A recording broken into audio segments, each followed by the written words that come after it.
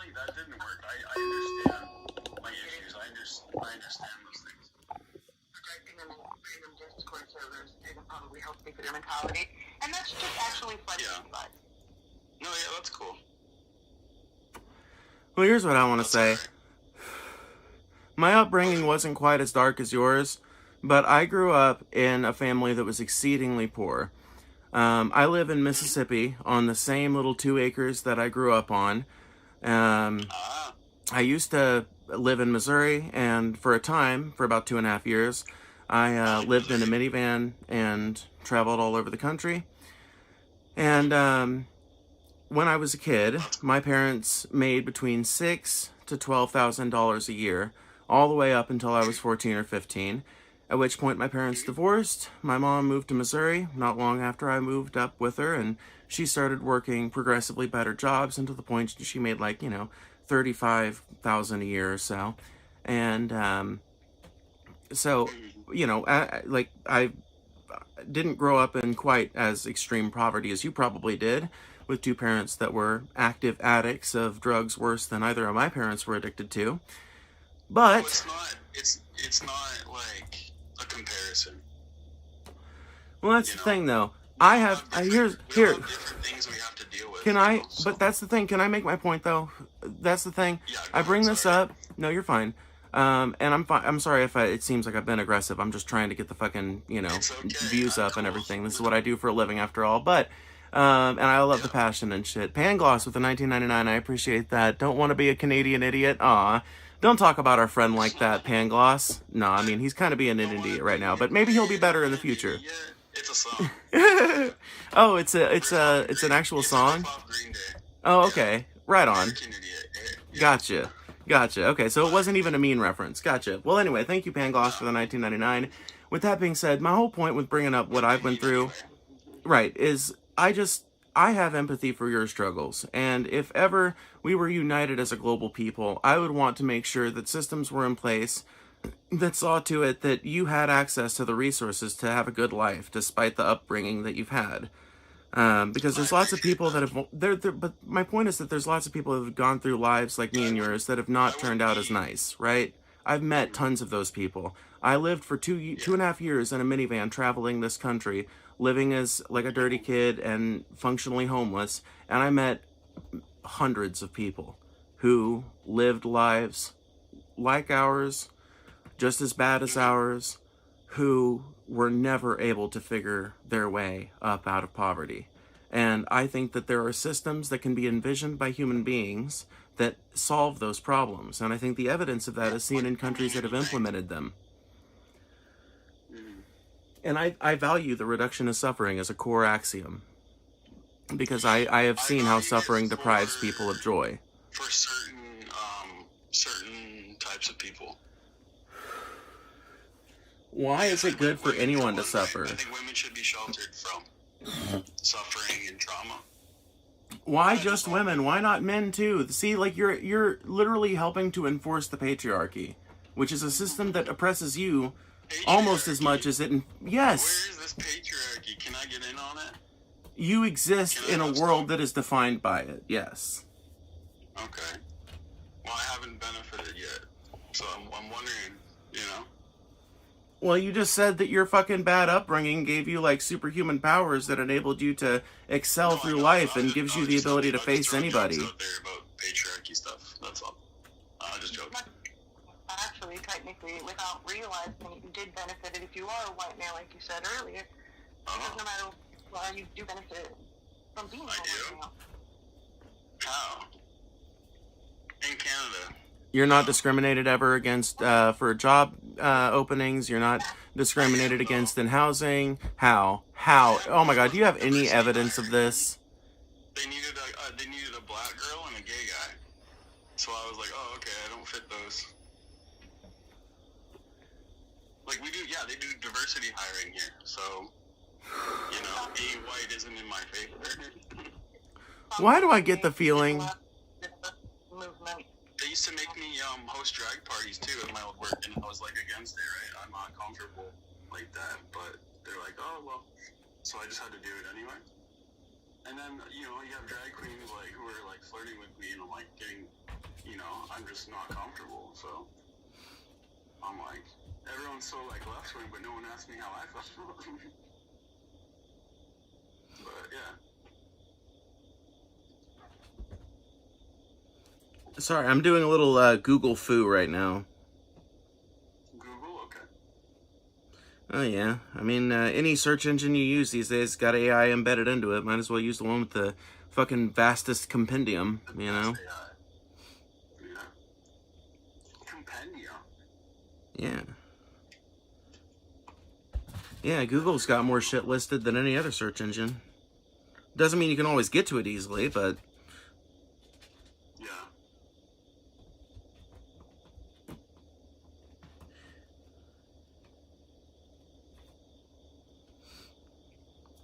Because, I mean, maybe Canada has a program like this, and I've just never heard of it, but I want to see... Program? Canada? Under special, let's see, under Section 16(1) of the Canadian Human Rights Act and local provincial human rights codes, employers are allowed to launch targeted recruitment campaigns to reduce disadvantages faced by historically marginalized groups, including the 2S LGBTQI community. Okay. There's more. We just gave away, like, I don't know, $25 billion for pension money so that Indian kids could go to our schools for free. Okay. So From India. why is that a bad thing? Because they took away tuition for students born in Canada. Like you don't get to, you know what I mean? If you take out a loan and you make it through school, you still pay it all back now. You pay the whole thing now. But Let's if see. you're foreign, you don't have to pay it. So it's free for anyone who's not from Canada. Well, from India, because it's targeted to India.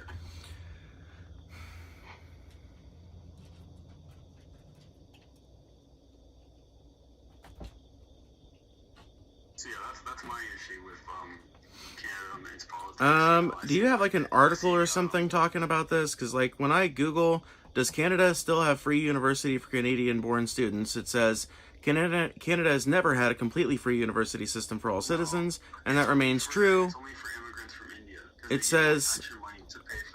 It says, I feel like there's a reason why you're talking over me, and it's because you don't want me to read the rest of this, like, workout. No, I just have trouble hearing. No, okay. Well, that's fine. University is subsidized by provincial governments, meaning Canadian citizens and permanent residents pay domestic fees rather than international rates, but you still have to pay tuition.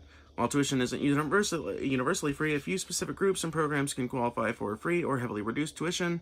Quebec CEGEPs. Tuition is completely free for Quebec residents attending public colleges, which cover the 2 years of pre-university or technical education required before university.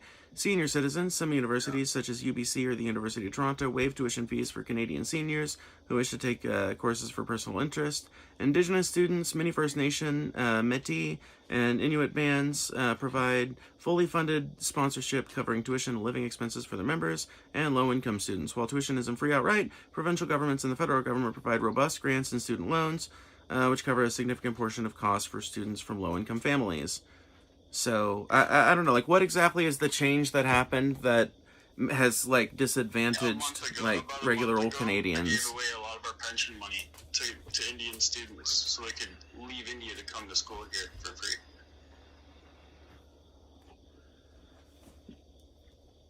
Unless I have, like, an article or a source on this, I can't, like, comment on it like it's something that is happening. Yeah. So, I mean, yeah, like anybody can say any old thing is happening, but unless I can find a closer source on it, you know, like, there's not really much more I can say. News clippings and articles and stuff, but right, but when I just Googled a question that should, you know, I mean, I would appreciate it if you'd just, like, Google it real quick and figure out, like, whatever the thing is you're talking about, like, if you could provide me an article, I can talk about it, but if you can't, like, because, I don't know, I like, if that happened, maybe it's a bad thing, maybe it's a good thing. I feel like the way you're spinning it is probably not fully accurate, though. It's more neglect for the Anglo-Saxon population. See, that's the kind of rhetoric that makes me not want to trust you. Because I don't give a shit about the Anglo-Saxon population. Canada is not some fucking perfect little white fucking utopia that needs to be an ethno-state. Nor is America. No, but then, like, see, that's my thing, right? Because I'm right-wing, I'm more nationalist. Yeah, but there's plenty of people that are right-wing that aren't fucking, like, white nationalists, you know? There are plenty of people that are right-wing that don't... Like, do you think, like, an African right-winger thinks that the Anglo-Saxon population is what needs to be prioritized in their country? And if we don't do something, or have more kids, then it'll be gone. Yeah, okay. Well, what do you mean by do something, though? Like, what do you mean by do something? Can I just ask you something? I'm not going to say. Chinzo. Yeah. Yes. If I said the phrase 14 words, would that mean anything to you? No. Bullshit. Don't fucking lie to me. 14 words? Do not fucking lie to me. I just asked you. If you don't know them, I'm not gonna take you further down the fucking alt-right pipeline, jackass. Are you gonna ask me, like, again and again? Nope. I got my answer. Okay. You are a white nationalist who doesn't even know... Like, you're a white nationalist who doesn't even know, like, the basic precepts of the arguments that you make. And you're probably pretty early into this line of thinking. And I want you to really seriously, after this conversation is over, which it's not over yet, but after this conversation is over, I hope you, like, kind of think about some of the things we've talked about, you know. I'm not saying it's going to change your night overnight, but, like, I feel like you're going down a bad road. I'm pretty secure in my, yeah. Yeah. I don't have to, like, it would take me to think about it for a long time to make adjustments, and I just don't feel like there's a reason for me to do that yet.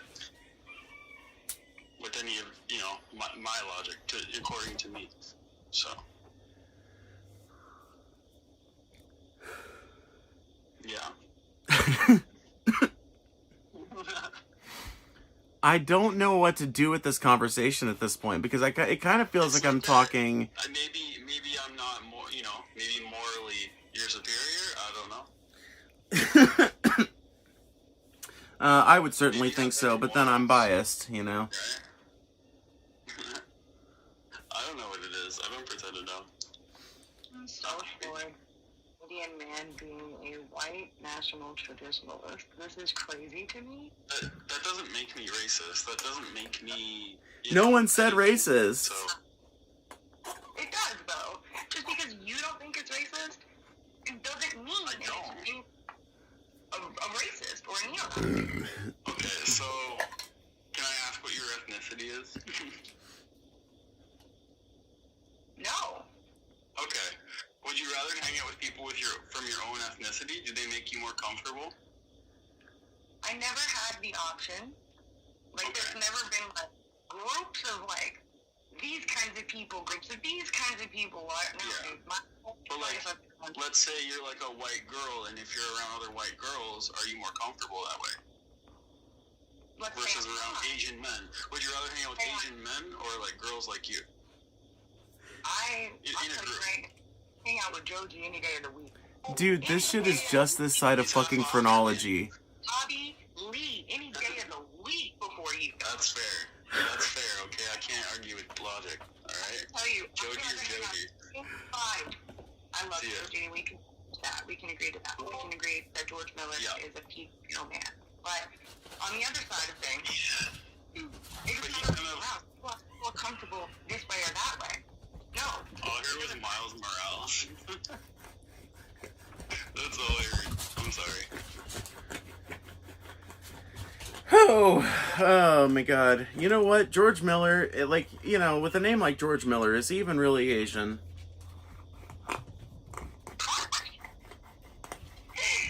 Yes. Of course he is to you, you fucking Nazi. I was asking the reasonable people. What? I don't know. You're like, I'm defending the Asians. I'm not. I'm just ribbing you. God, conservatives are sensitive. You guys will call us all kinds of commies and fucking Soviets and all kinds of bullshit, but the moment one of us calls y'all one of... I'm just saying, fucking conservatives are so sensitive about this shit, because I'm not saying you, jackass, but this is how I talk. Maybe you've not interacted with me before, but this... Yeah, I do that. I even do that to Matt. Yeah. Matt, have I ever called you a name? Matt's one of my best friends. Matt, have I ever called you a name? Yeah, I'm not your best friend. It doesn't fucking matter. I'm saying this is a fucking way I talk. You know, if somebody's being a jackass, I'm gonna call him a fucking jackass. And if you're too weak, yeah, you might not do. You might not want that. But you're welcome. You're making me suffer for no reason. You're not suffering because I'm talking to you in a way that's uncomfortable to you. I know, I'm just messing around, right? Yeah. Just like me calling you a Nazi. I mean, you can leave the same way you came in, if you're not coming. No, I understand. I'm okay. I'm having fun. All right. I'm just saying, you know? Like, I think that the world needs to be more, like, when I say suffering, I'm not talking about, like, people's feelings being hurt. I'm talking about, like, people being deprived of necessities for like, fucking life. And, like, rape. Do what? I think you meant more towards like trauma and like hardcore. You No, know? I mean, like, I'm talking about the deprivation of people's basic needs, like food, shelter, security. So yes, like childhood sexual abuse falls under that. That is a thing that we need to eradicate from human society to the best of our ability, just as hunger is, because these are things that have verifiable negative effects on people's physiology and their mentality. Alter you mentally, you know, like you know, sex abuse and stuff. I think that will actually do real psychological damage, and you're gonna have to fix that. But I think other things that you can go without, like fasting for a couple days, like not having somewhere to go for like a weekend, or like, you know, for a couple weeks, like these things will build your character if you make it through. Right, because it's not permanently damaging in a way that's like gonna leave you super fucked up. Like, it's gonna leave you fucked up, but just enough where, like, you know. What is that old? Okay, this is how hard life can be, and then you get through it, and then you realize, oh, next time I can get through it. I just have to feel it out and then let it go. Let me see here. And then I can move on with my life. That's how I handle things. I don't know. I didn't have parenting. So, have you ever heard the old Russian proverb that the same water that boils the egg softens the potato? Oh yeah, actually I have heard that once. Yeah, what that means is that different things affect people differently. And that's why when I talk about what we need to do to fix the world's problems and reduce suffering, I talk about universal programs that target universal axes of suffering, things that affect communities in every corner of the world, in every culture, regardless of their religion.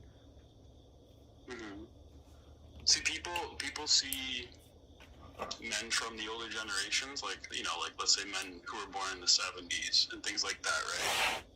A lot of, like, and you go to work with them in, like, construction or whatever the field is, right? A lot of people will argue they were toxic, right? Toxic masculinity. And it's kind of true, but it was necessary, you know? I mean, men of the men like make you know, like maybe men born in like the 30s. You know what I mean? The men born in this. Let's say you have a best friend. You have a best friend who tells you hard truths, right? He's gonna be like brutal, and he's gonna say, "Hey, you're fucking doing this. Don't do that." You know, that's who you can trust. You can trust people who are willing to hurt your feelings, because they're not out to impress you or to validate your feelings, or, you know, they're just being truthful. I think it is indicative of the low quality of your arguments that you keep referencing, like, examples of interpersonal humiliation or difficulty or struggle as, like, well, it's culture. It's, you know, culture. Right, but there's a profound, you understand. 250 AD is a Mayan, you wouldn't have these problems. I would have a different set of problems. Because the culture would breed it out of you. Not breed it out of you, but they would create you differently. That's not... differently. okay, you realize that there were trans people in Mayan civilization, right? Or are you talking about different problems? I didn't mean it that way. Okay, cool. Just wanted to make sure, because that's usually the angle that people are going down. I don't know what specific problems you're talking about. Ancient Mayans had their fucking problems too, you know? They just had different problems. Yeah. They didn't have to deal with their iPhone not being charged because they forgot to fucking plug it in that morning. They had to deal with, like, you know, are the crops growing right? Are the crops growing right? Do the alpacas need shearing this month, you know? Right. It's like, we got a different set of problems these days, but it's not like problems. But they're not even like, it's just stupid problems. I feel like a house cat with those kinds of problems, you know? I don't know though. Like, I feel like I'm using like an example of like a first world problem, you know, like, because it's funny, but like there are people even in first world countries that have way worse problems than that. You know, like at this point in my life, I don't have many problems, but there was a time in my life when I was living out of a minivan and I, you know, like I will say, and I don't know if this bolsters your argument or goes against it. I guess we'll have to see, but Either way, like one of the reasons I wanted to get into traveling. I want to see you people think. We people. Yeah, all you people here. All us people here. You hear that, chat? What do you mean, you people? All the humans here.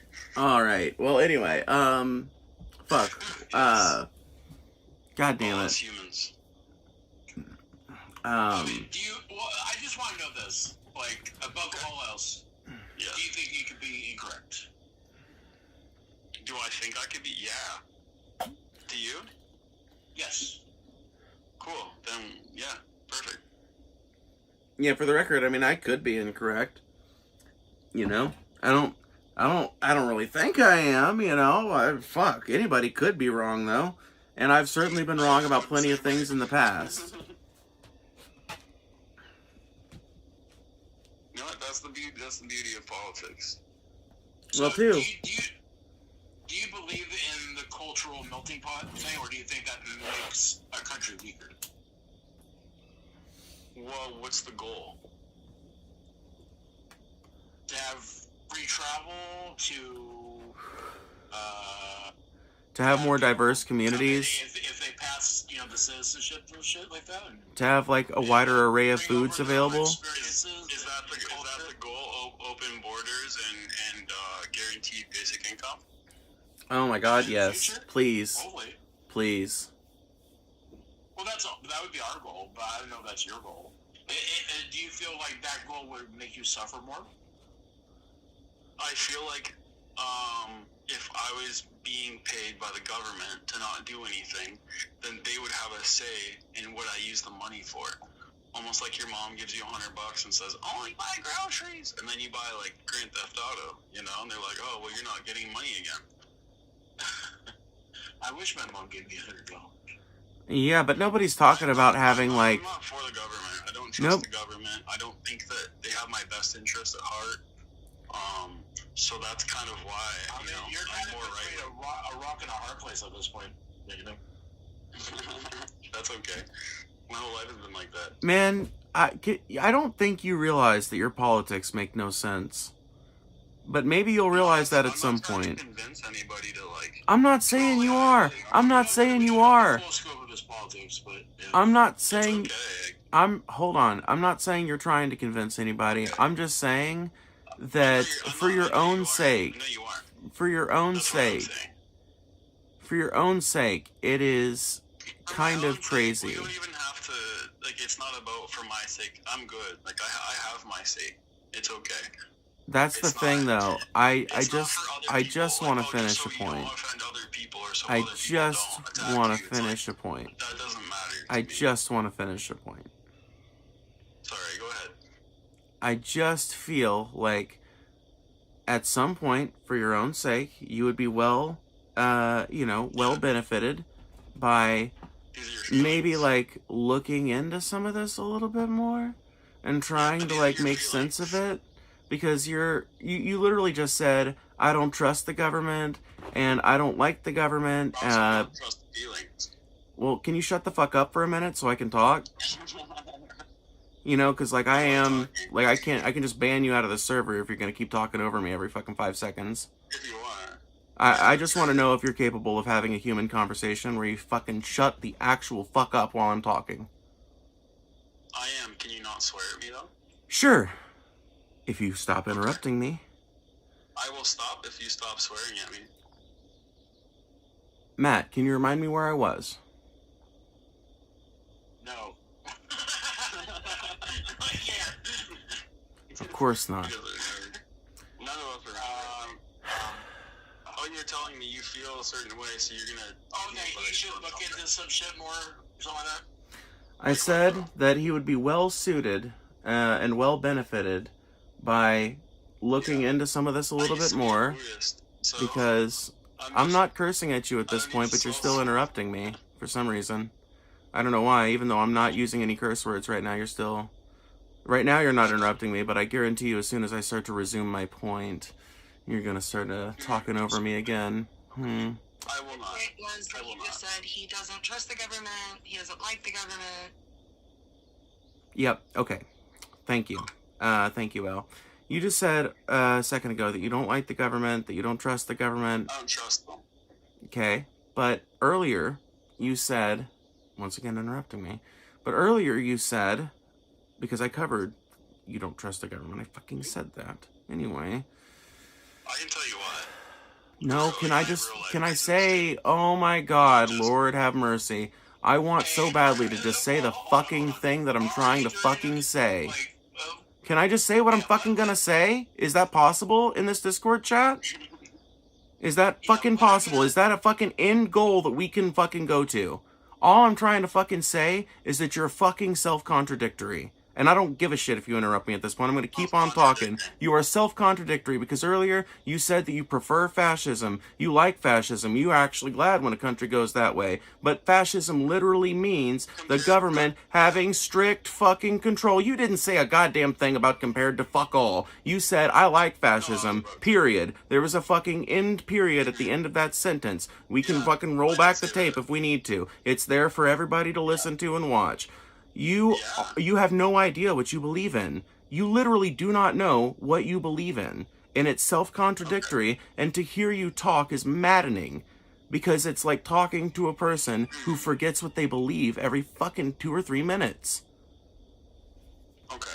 So what upsets you the most? Like, why that you're self-contradictory. Not upset? That you're, like, consciously self-contradictory. So I'm self-contradicting myself on purpose. You're contradicting yourself, and you know you're contradicting yourself, but you're not correcting it. Or... I know that I'm doing it? I think you do know, yes. He's just being argumentative for the sake of argumentative sake. But there's always that underlying tone of, I'm right-wing, so I'm right. You know what I'm saying? Yeah, I think maybe that's a part of it. It's part of my zodiac and how I grew up, so... What the fuck does that mean?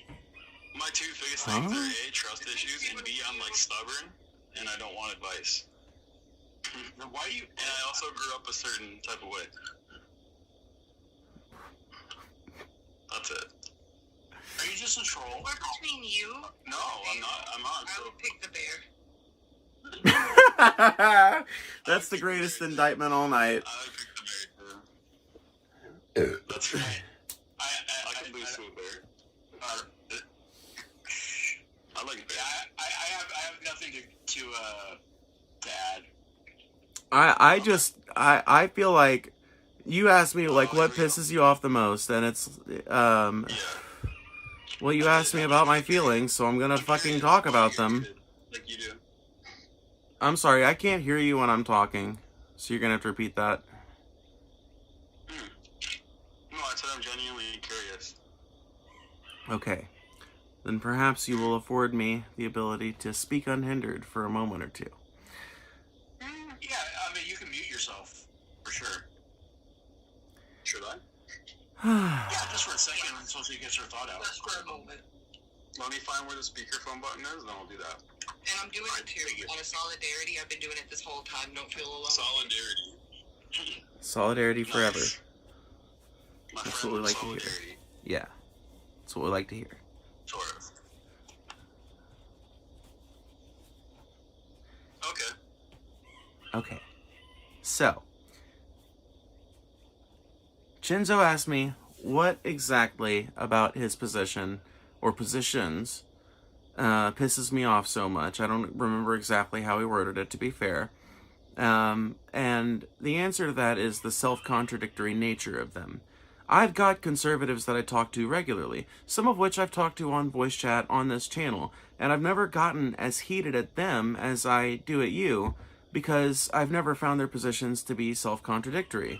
The one that comes to my mind first is Joey Fangus, who is an Air Force veteran who's talked in here regularly, super fucking conservative, wants to see America basically take over most of the world like you do, but doesn't want America's government to become fascist in doing so, wants to retain personal freedoms, thinks that Trump is too old for the job and is engaging us in a needless war that we don't necessarily need to be engaged in, etc. His positions make sense when I consider his axioms. I disagree with him immensely, but I can at least reason out how he gets to his different positions. But then I hear a person like you talk, and you say something like, I prefer fascism to liberalism, and then you go on to say something about how you don't want the government in your life, and you don't like the government, and you don't trust the government. But fascism intrinsically involves trusting the government, worshiping your nation, placing the needs of the nation far above the needs of the individual. It involves the capture of all capital by state interests, and the privatization of any national project that would help the people unobstructed, and the nationalization of any private entity that tries to go against the doctrine of the dominant fascist society. And I don't think you can reconcile that. Like, I don't know how you're possibly going to reconcile.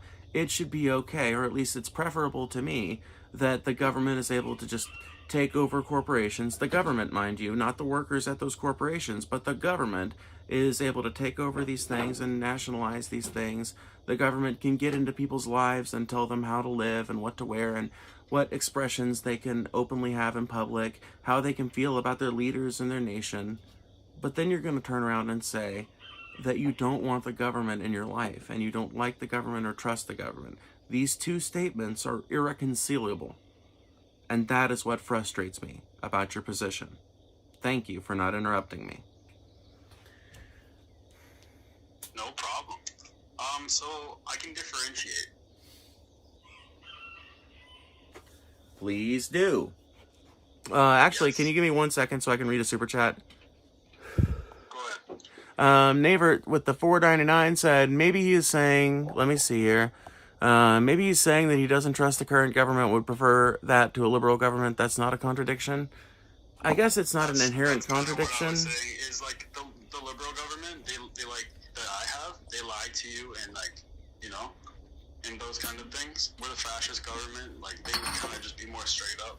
Plus, I'm also, like, ethnically German, so it's like, I also believe people need to be told what they need to do and what to want. Some people, you know? Which You people? can't have everyone doing whatever they want, because then you have America. You know? Yeah, you know, the biggest military power in the world. Yeah, you know. Volunteer America. military. No, it's the U.S. dollar that is the most powerful. It's not even the, you know what I'm saying? So, Wow. if you guys lose the dollar, then you lose everything else. See, this is another thing. It's self-contradictory, right? That's your super weapon. Yeah, well. The U.S. dollar as the global currency, you know. Right. Reserve currency. But if you were arguing, Change that. China, BRICS, you know. if you were arguing with some other liberal, and I'm a leftist, I don't consider myself a liberal, but if you were arguing with some, because there's no point. Can I just say what I'm trying to say? If you were arguing with some liberal out there, if you happen to get in a flame war with them or whatever, and they dared contradict the might of the American military, I have a sneaking suspicion that you would be the first to correct them. You can correct me if I'm wrong, but I feel like the idea that, America's not the most powerful military power. Something if they can't be taught. Well, that's not what I said. And that has nothing to do with what I'm trying to say. That's got nothing to do with the point. That literally, we're so far off the point that it's not even funny. The point is that the might of the American military is a talking point that conservatives love to bring up when they're talking about what countries we should invade or what wars we should keep prosecuting. And then they like to act like it's the complete other way around when it contradicts some other part of the narrative. And I find that contradicting as well. That's fair. Because I, as a leftist, actually do recognize that America has the strongest military on the planet, regardless of the fact that it's a volunteer force. I want to serve with right-wingers. I don't want to serve with... I don't want someone watching my back who's left-wing. Do you think that the American military is made up of nothing but right-wingers? Mostly right-wingers. No. That's not what polling indicates. Right-wing nationalists. That's not what polling... You don't really have the choice who has your back. The right-wing nationalists in history do pretty well. That's just fucking... I guess I'm gonna have to fucking Google it. Well, look at Germany, you know. I'm talking about a modern America, not Germany. Modern America? Yes. What else would I be talking about when I said, do you think our military, as in the military of my country, how far off of this conversation are you, bro? I forget, everything in the last few minutes. Well, I guess we'll catch you up in a minute. Let me type this out. Great. Do we have to? Do we have to? That's funny. What about this guy? Matt? Is that your name? Yes, sir. Okay. We don't have to call me sir. What's your political stance? Probably a leftist, I would assume. I agree on both. I wouldn't say I'm a Democrat, though. Okay. Yeah. Democrat, Republican, right? Yeah, okay. I see. Okay, so I found something. Why are you leftist? What'd you say? I believe in more social programs and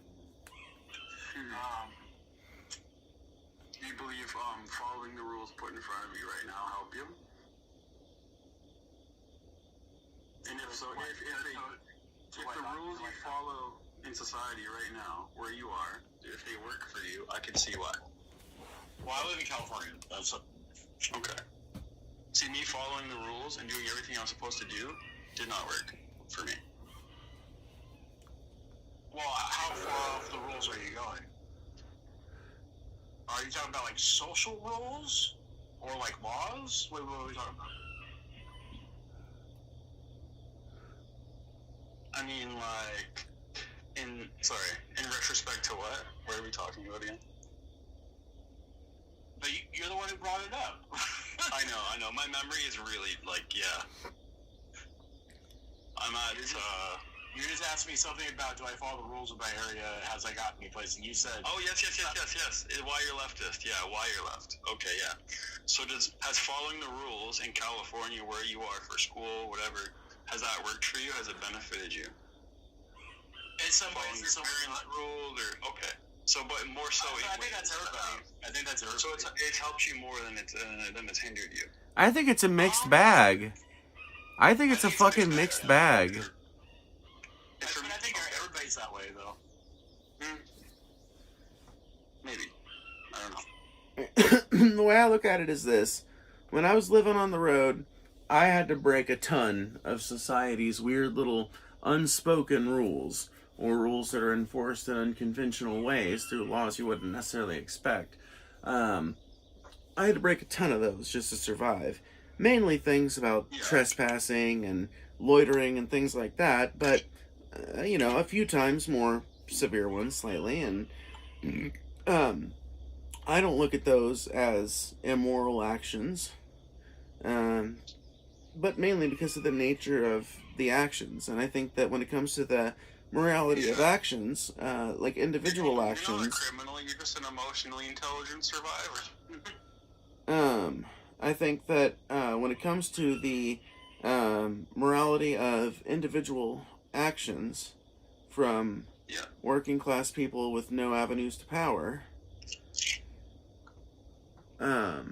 it matters tremendously what the context in which any given behavior is happening, right? What may be... What, like... I have another question. Okay. Yeah. How does change happen? In a number of ways. Like, you mean like slowly? broadly or Does it what? happen radically? How do you feel like it happens? Both ways. It depends. How do you get America to change? Okay, can I give you my answer? I got it. Yeah. Let me light this cigarette. Go ahead and cue up all your interruptions. Are you trying to get like through like breaking the rules, civil disobedience and maybe even violence? Yeah, I think he's trying to get me to say that I support revolution. No, I'm trying to grasp why you guys are left wing. That's all. Okay, so how do I think change? Understand why your beliefs are what they are. I'm not here for anything else. I'm not here to convince anyone. I'm just curious. Well, why are you right wing? Well, I asked the question first. And I will answer it, but I've just been waiting for my chance. Why am I right wing? Oh my god.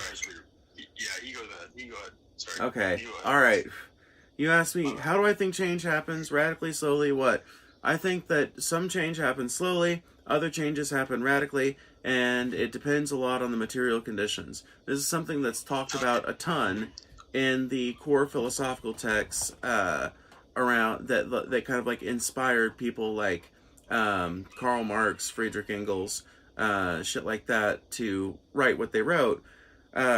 If you like look at history through a kind of Hegelian dialectic lens, it becomes kind of obvious that change can happen in a number of different ways.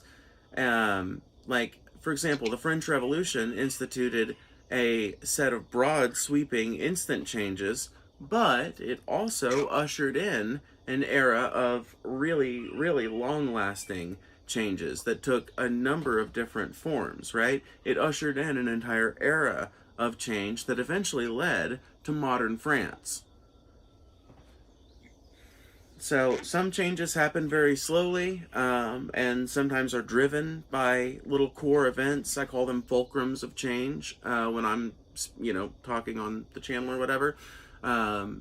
Sometimes things happen over a long period of time because of these little fulcrums of change, and I would say that's usually cultural attitudes and things like that will change on that. But when it comes to how a country is governed, that can also change over a long period of time or change very radically very quickly. I personally think that you need to, I think that we need quick change, but I think that it needs to happen at a pace that our psyches can withstand. Because I don't think modern human beings, living as we have for the last 80 years, I know we've been living a lot longer than 80 years, but I'm saying with the culture being what it is the last fucking 80 years, I don't think there's a human alive today that could function successfully in the post-capitalist, anarcho-syndicalist society that I envision. But I think that people like that will emerge naturally from a society that has adopted market socialist precepts, whereby human needs are taken out of the marketplace and people are able to prosper and fully bloom under the removed weight of their many obligations for mere survival.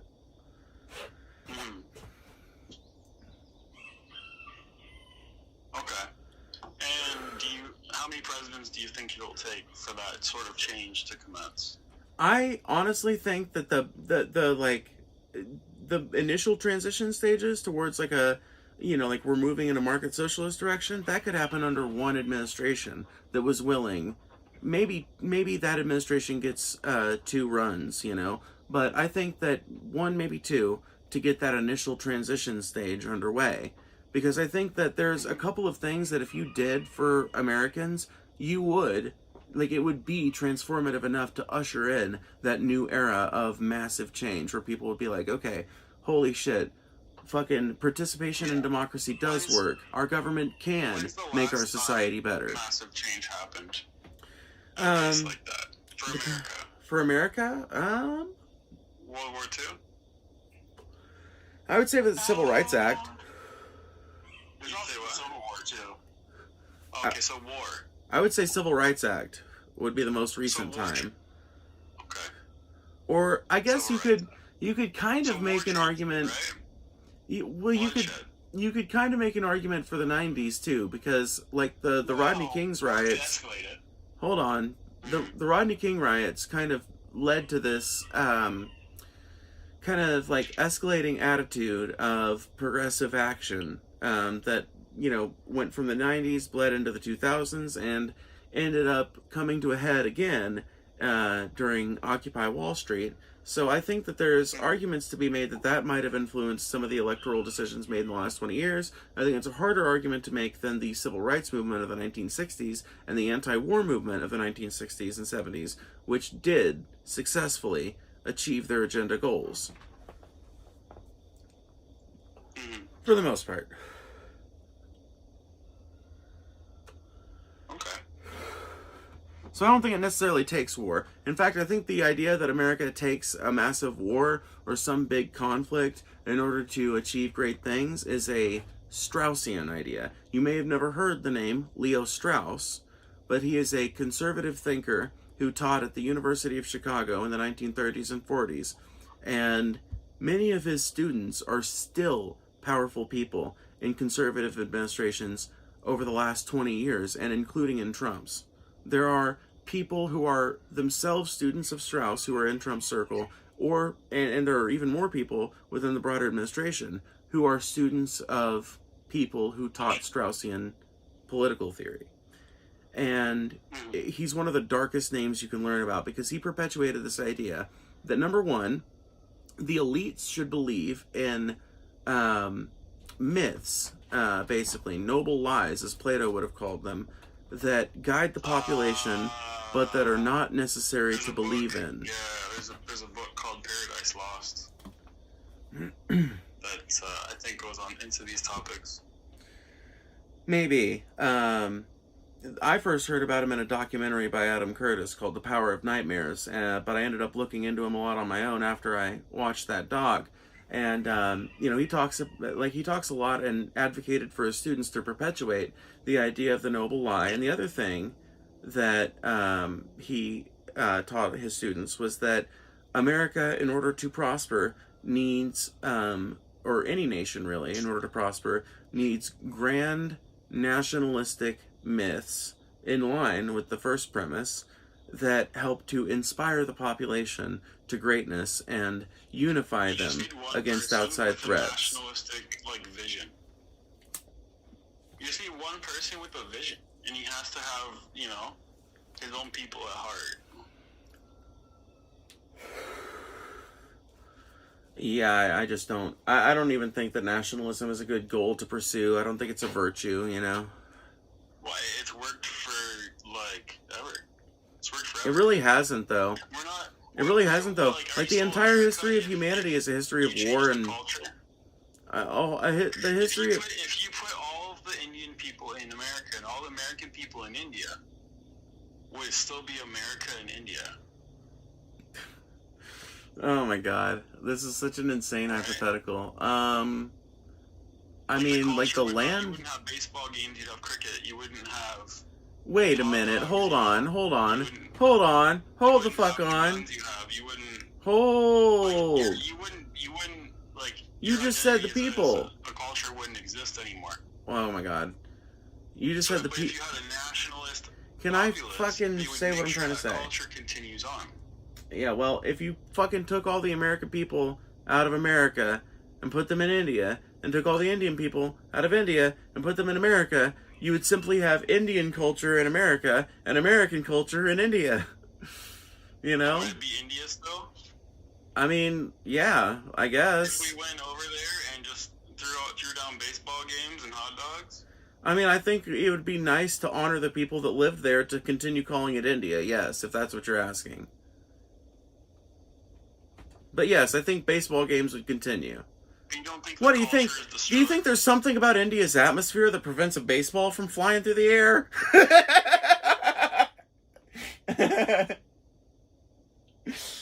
but it's a cultural thing. I'm saying people are their culture. If you took American people, what are you saying? Because if you fucking just gave them all... Because here's the thing. Under your example, what you're saying is that American culture would, for some reason, remain tethered to the land that is America. It's the people that make a country. It's the people that make a country and a culture. And if you remove those people, what do you have? Yeah, I think he's saying that if you take all the Chinese people in China, America is the people, not the other way around. Yeah, that's all I mean to say. Well, that's the thing. Those... And if you lose American culture, and let's say you get more Muslims or something, and you have Muslim culture instead, what does that look like? Well, my opinion is American culture is just a melting pot of other cultures. That's American. That's not a culture, though. Yeah, it is. That's just a smorgasbord. That's just a buffet. Yeah, dude, I'm a fucking fatty. You're really gonna use fucking smorgasbord as an insult? You're sitting here talking to the fattest overnight fucking lefty streamer on YouTube. You know what people like about other cultures? Okay, cool. It's the food. And the dance, and the music, and the animation. Mostly the food. Mostly the food. For human beings, overall. I disagree. What they like about other cultures. I heavily disagree. Or, sometimes, sometimes, the people they want to sleep with, but I think it's the food.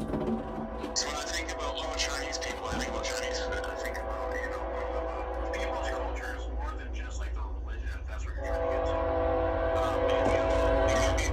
The way they dress.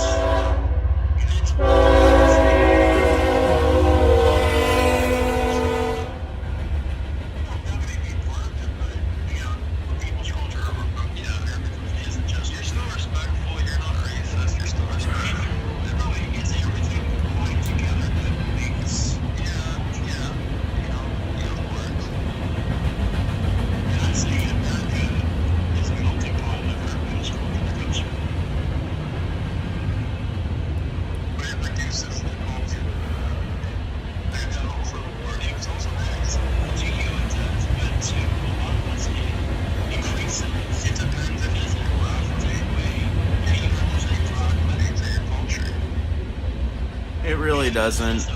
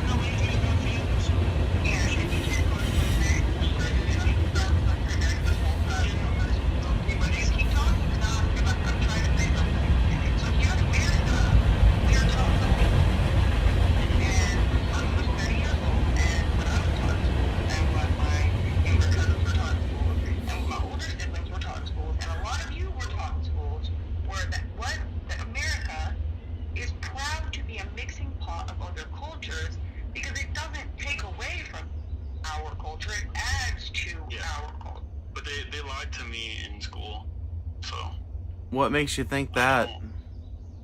About the indigenous, they did. Oh, please, because this is why I didn't tell you what my race was. So it's please. The immigration thing is. Tell me about that. About what? Sorry. Tell me about indigenous people here.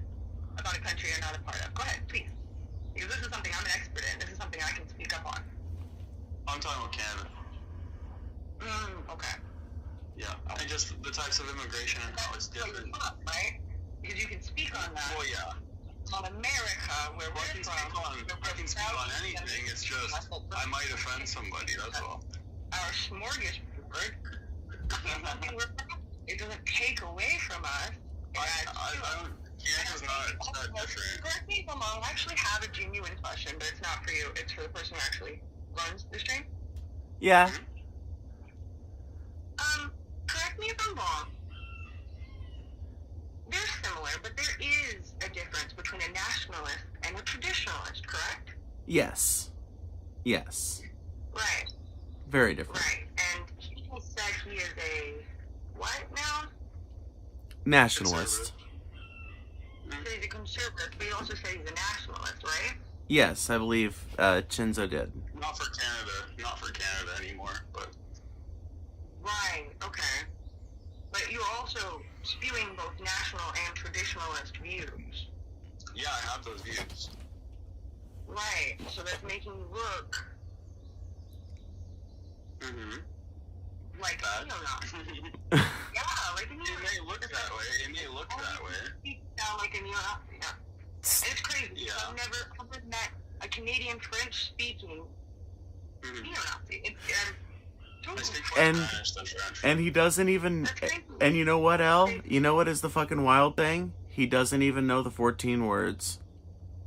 No, I don't. I don't know what you No, because he's not that far down this rabbit hole that he's just started to go. So I had to learn about all of this stuff. It was a fucking terrifying thing that came into like the traditionalist worker party. I don't know if you guys know anything about that, but they were putting children into their party. Literal children, teens and children into their party. Moving them across states to put them into their party. No, that's trafficking. Getting very much permission from their very conservative parents to take them across states to even go and wave Trump flags at games. Like, I've had to hear so much gross things from that neo-Nazi party, and you sound like one of their members. You're from Canada, bro. That's crazy to me. Yeah. But I'm nothing like a neo-Nazi. I mean, you do say you prefer fascism to liberalism. You say you want to look out for the good of the Anglo-Saxon people. I want the truth. I want the truth in my face immediately. I don't want to be lied to and play games with and like And the idea and have my livelihood sold out from underneath of me. It's more of a neutral thing with my country that I have a problem with. and implied that if your race doesn't continue to procreate with itself, that it's going to not. But you literally, that's neo-Nazi ideas, bro. Yeah. Your races shouldn't mix. That's disgusting. I shouldn't want. Pardon? Like, literally, you implied that earlier, and that's what made me, like, immediately. What did that's I why I got imply? so upset with you earlier, because you literally implied that races shouldn't mix by jumping around it. What? I never said that. You never said that? That's crazy. I Go never- watch the live. It's I never- literally in the live. It's literally there, bro. I can never- clip it for you, actually. Please. Like, it's crazy. What did I say verbatim? Verbatim? You think I remember exactly what you said 2 hours ago verbatim? I didn't. I never said But I racist. can go back to the live. I was just dating a black girl. I was just dating a black girl. That's crazy. I don't care. That's literally what you bounced around the idea of saying. Look, I'm Canadian. I grew up. You're saying you're a friend I with grew a black up. person? I grew up with black people, Vietnamese people, like Colombians, like Ecuadorians. Like I'm not. Like that idea has to go. All right. I'm from a very multicultural place. It has nothing to do with that. I literally said racist things this entire Are podcast. the way I look at it is, are you racist or are you just you really suck? Well, she said it was implied. She said it was implied. Do you just like really suck at explaining your I position? just Is that bounced what- around saying that. I don't know. Maybe. Maybe it could be. If not, then he's really disgustingly racist. I think. Can I just put? Can I? Hold on. I just feel Can I- insulted now. I just want to. Well, I don't want you to feel insulted. I think I can maybe No, it's clarify okay. a thing. It doesn't matter. I just want to clarify a few things. I don't think. It's I don't think that you're like horribly a racist. Nazi, a neo-Nazi, or racist, or I any no of these things? no. Something But, can you fucking let me fucking finish and I'll tell you? There you go. Please do.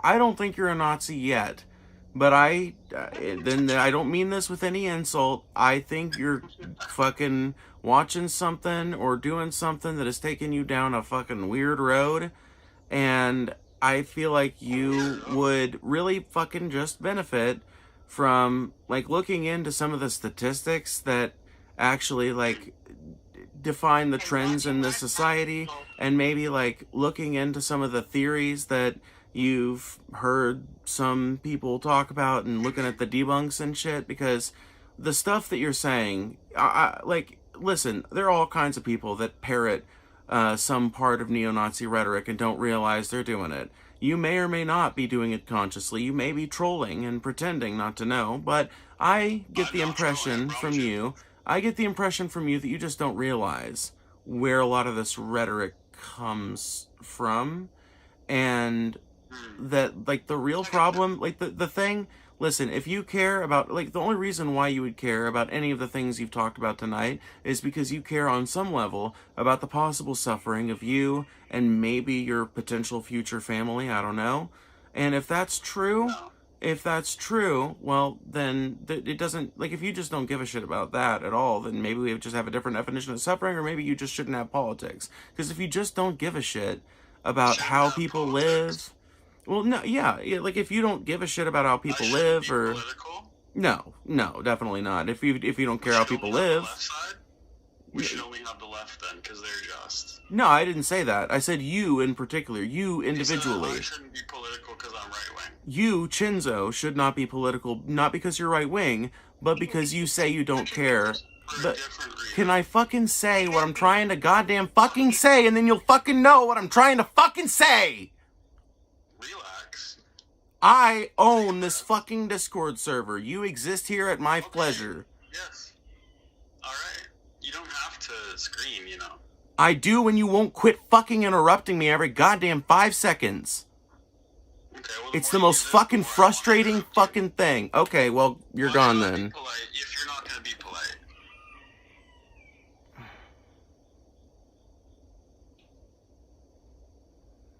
Does that make sense?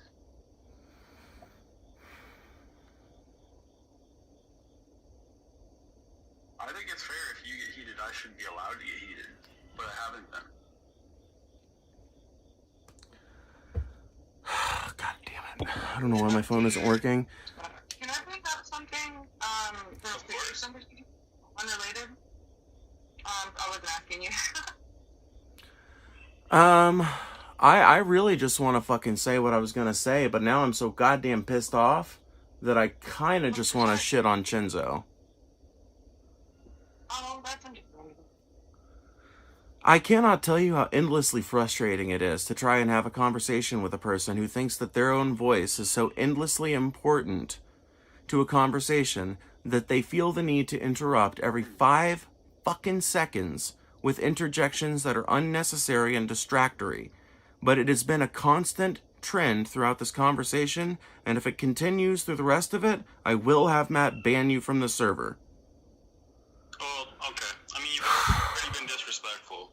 I don't give a shit. I'm on this fucking show to have fun, to say what I want to say, and to fucking push my points passionately. And if you don't like that, you don't have to be in this goddamn call. Or the server, for that matter. Anyway. It's been good. I'll say goodbye. I can leave your server. It's all good. Alright, buddy. Have a good day, bud. Alright, I don't know. No, it's morning. You guys have a good day, too. Alright, thank you. Bye-bye. Of course. Bye-bye. Bye-bye.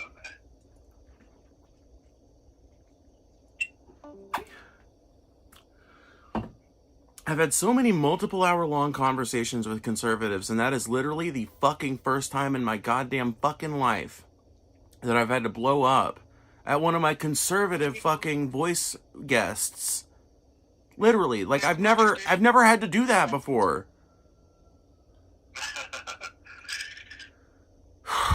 That was frustrating. I knew what you were getting at. I know you were trying to say, like, if they don't care about real suffering, if they don't care whether or not, you know... Yes, okay, thank you. Thank you for getting me back on track. Can I just say what I was going to say? Maybe politics isn't for them. Right, that's what I was going to say, basically. You fucking listen, Chinzo. My point is that if you don't care about human suffering, and you don't care about your own suffering, you don't care about how worse your life gets, how much better it gets, or any of that, then yes, I don't think that a person like that should have politics. Period. because I don't think that you have the appropriate capacity to determine right from wrong, frankly. I think that a fundamental part of being able to tell right from wrong is being able to know when you're hurting someone or helping them, when something is going to hurt you or help you. And if you fucking flat out don't care about that, then yes, I think you, in particular, should not be political, not because you're right wing, but because you don't give a shit about any of the things that you would need to give a shit about if you were going to have an opinion one way or the other. What does it matter if women can get an abortion or not if there's no fucking life to be considered in either direction, right? Like, what does it matter what the tax rate is if you don't give a shit how it improves your life or makes it worse? What does any of it fucking matter to a person like that? So yes, I think a person like that should not be political. And I don't think that's a fucking hot take either. Thank you so much, guys, for letting me get that out. Oh, I feel so much better. Well, it kind of sounds like to him, he believes that, well, to put the meme on it, strong men breed weak men bring, hard times. And literally repeating the trope, yeah. This is what it sounds like. And, he also thinks that suffering builds character, basically. That's what right. Suffering can build character, but... Well, it's like he idolizes suffering. I wish I would have gotten into this at some point before he fucking deuced out. Or I had you ban him, because it was going to be one or the other, honestly. But, he's not bad, he just left. Yeah, no, I figured. But the point is, one of the things I kind of might have gotten into is, like, he idolizes suffering. He's like fucking Mother Teresa. Like, just an idol worship of suffering that has no fragment of humanity to it, where, like, people exist to have difficult experiences and try to live through them, and anybody that disagrees with that is just trying to worsen the human condition. Bullshit.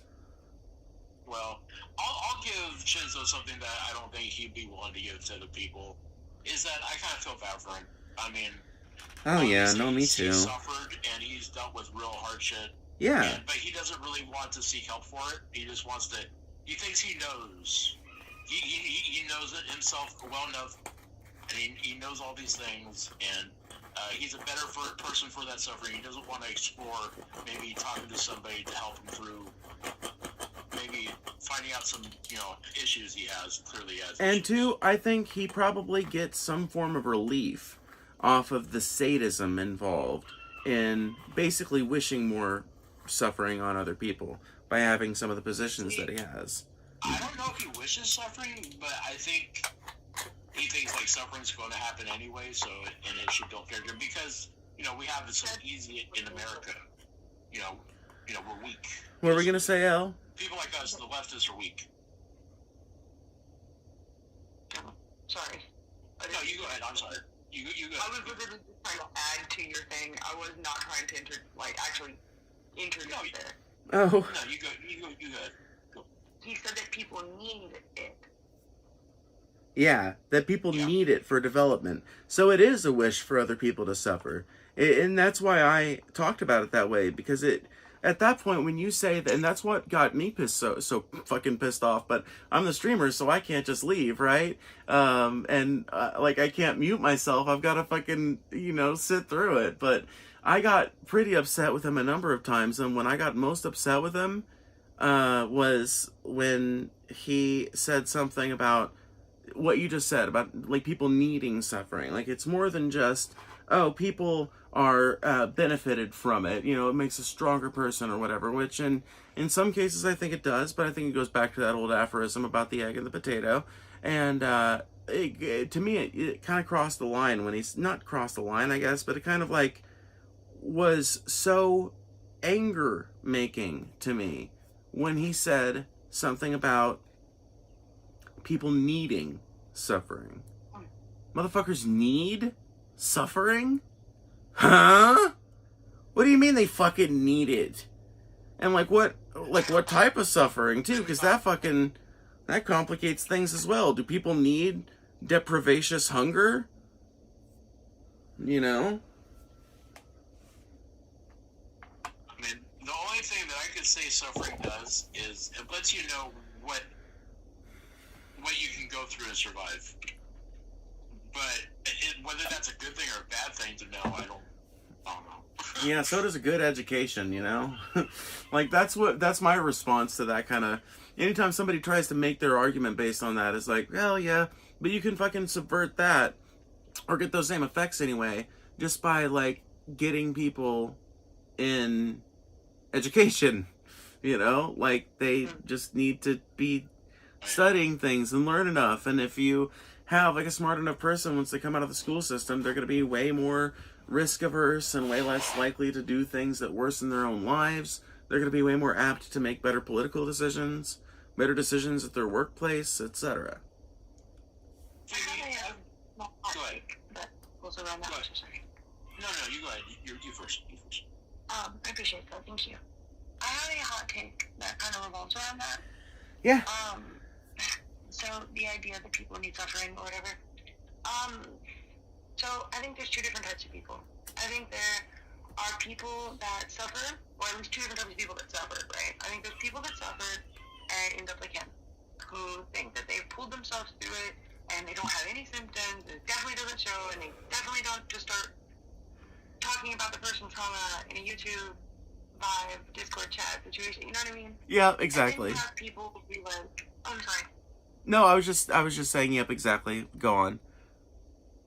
And then you have people who go through similar suffering, who get help, who go through different channels to get that help, whether it be therapeutic, whether it be support systems, whether it be learning your own coping mechanisms and going through your own healing journeys, or just learning that, hey, some people need to process their trauma, move past them, and then that's what makes you stronger. It's not just surviving it, it's also facing it down and moving what you can past it, depending on the trauma, of course. Yeah. I think people who are very, very, like you said, like strong-headed in that regard, especially who've been through a lot of trauma like him, I feel like what he's missing is the fact that, like, getting help makes you even stronger and definitely more of an adjusted person. Oh, who can exactly. Make better decisions, who can make better who can have better political views, who can make better decisions in the future, who isn't a nihilistic or sadistic person in the fact that they don't even care if their future family thrives, you know? Right, like, I'm a philosophical nihilist in that I think, like, objectively out in the universe there's no fucking meaning, like, scrawled on some tablet that I can read and get, like, yes, this is the meaning to life and it shall never be disproven, you know? But, like, when it comes to meaning in my own life, I think that there's obvious sources of meaning in my life. It was so strange and inhuman to me to hear someone say that and say stuff like that. Because to me, the idea that you would care not just about not other people suffering, because a lot of conservative positions are built on not caring about other people's suffering, but to say you don't really care about your own suffering and that of your family? Like, huh? Like, that's like literal personal nihilism. That's like a step beyond just like recognizing the nihilistic nature of reality. That's like taking it to an altogether fucking dark direction. Right. I mean, obviously, we're speaking to somebody who's very damaged. I do feel awful that his parents couldn't feel and had to basically do crack and all that stuff. And if that's true, I assume it's true. Yeah, I take him at his word. He got abused as a child, basically. Yeah, I take him at his word. And yeah, you're exactly right. He went through an incredibly abusive childhood, and I think what Elle said is so incredibly important as well. Like, I think that if you go through the right channels and you end up getting help for those things and you're better, you end up way, way, way stronger than someone who merely has to pull themselves through it and eventually comes out kind of bitter and shit. Even if that person thinks they're strong, I guarantee you Chinzo is fucking in their adult life. If they've had much of an adult life, they kind of sounded like they were in their younger 20s. He said he was like 30, so that's what concerned me about it. It's because by 30, at least some introspection. You would think, right? I mean, if you get help after going through that stuff, you become an advocate for those Exactly, yeah. Yeah, like Ellen, all of us have been doing tonight. I should definitely preface that before speaking on these things, but I've been both. I've been the person who pushed through it, and I've been the person who got help. You know? Yeah. And mental health is definitely something that I've advocated for my entire life. I definitely got way too heated with a guy and called him a bunch of names. That, I apologize for doing on your stream. Oh, don't apologize. I did the same fucking thing, and I did way worse. I was screaming at him by the end. I'm still basically new here. I'm so sorry. Oh, you're totally fine. That's kind of the attitude we foster here. I'm back here arguing with someone.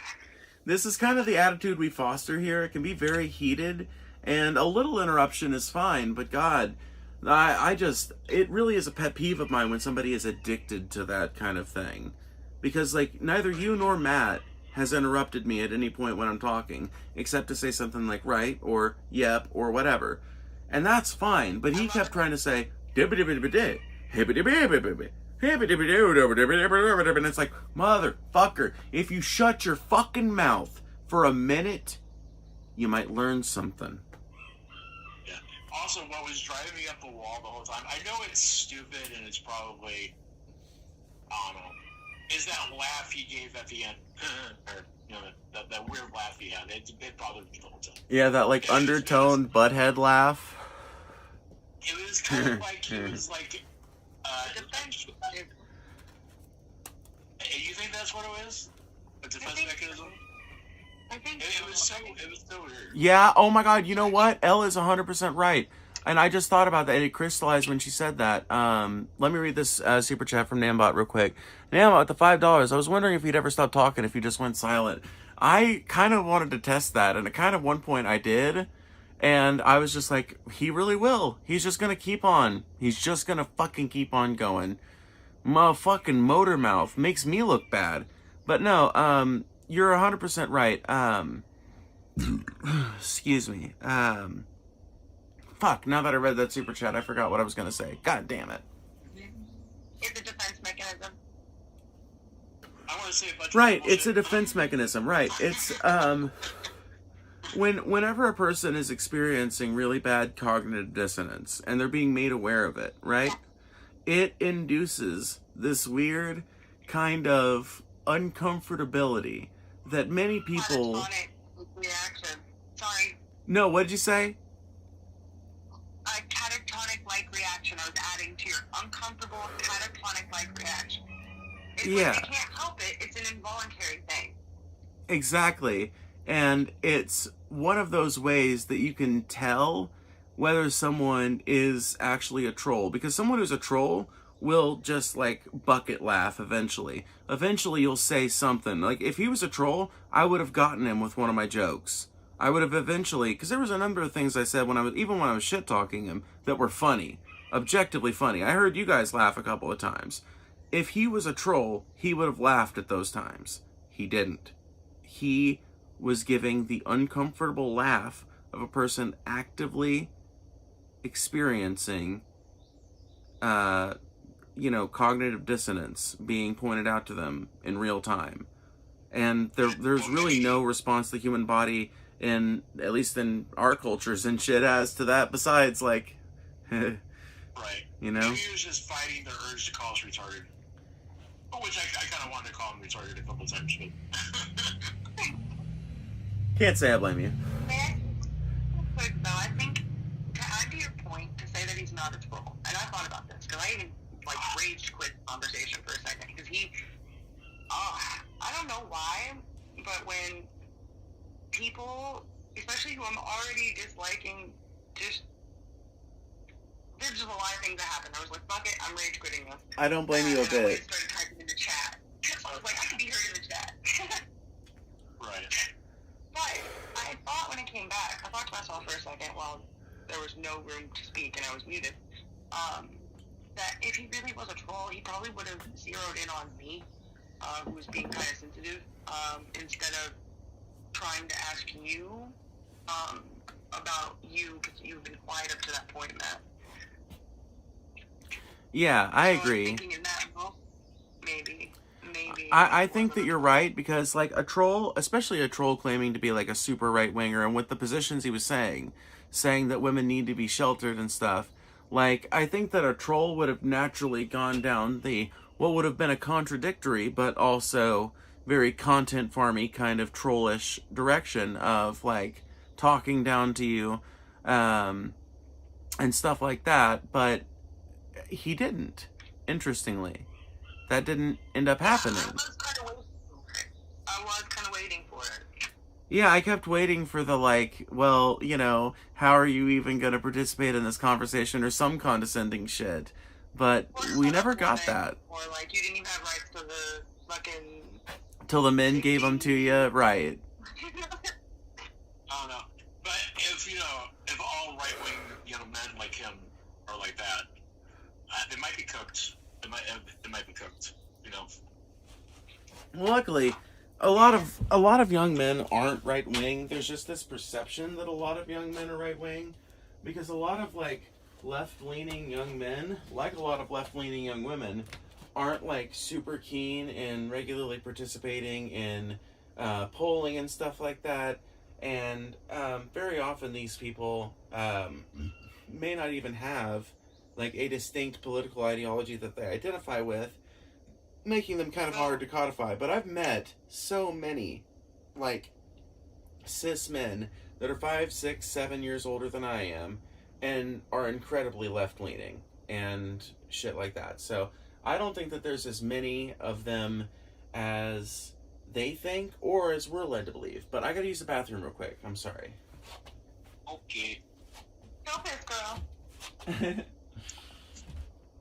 I saw someone type that in chat earlier. It's my favorite thing to say when someone's gotta go potty.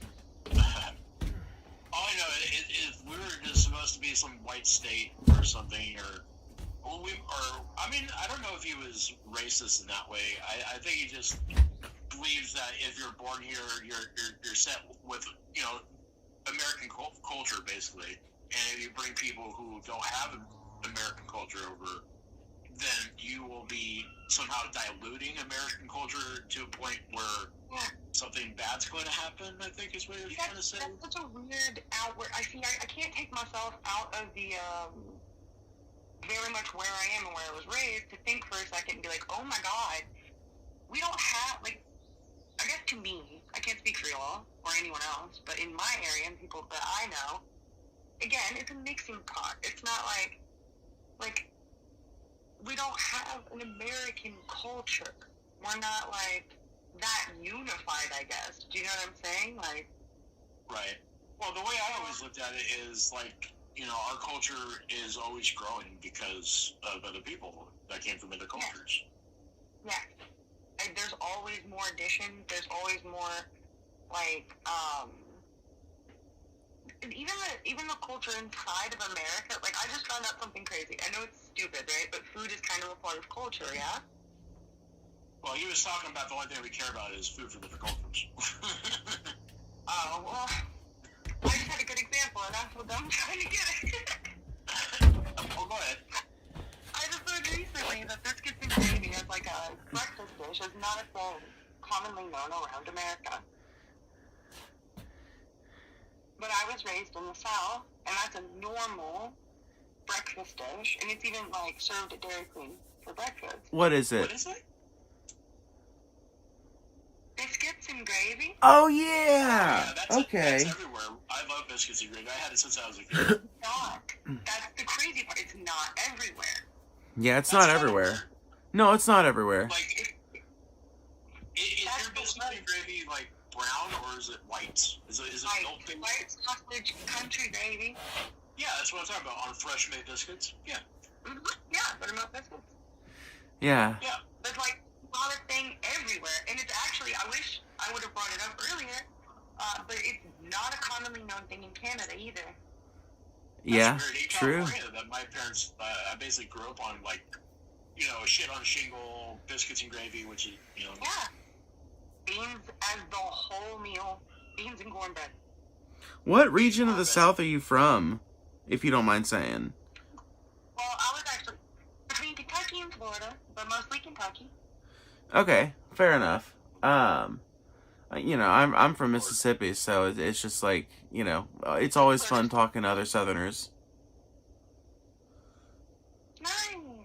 Hey, you don't have Big Red there. Huh? Do y'all have? Sorry. Do you guys have Big Red there? Yeah. Yes. Oh yeah. Oh yeah. You know why way around America. It's just in the South. You know why I feel like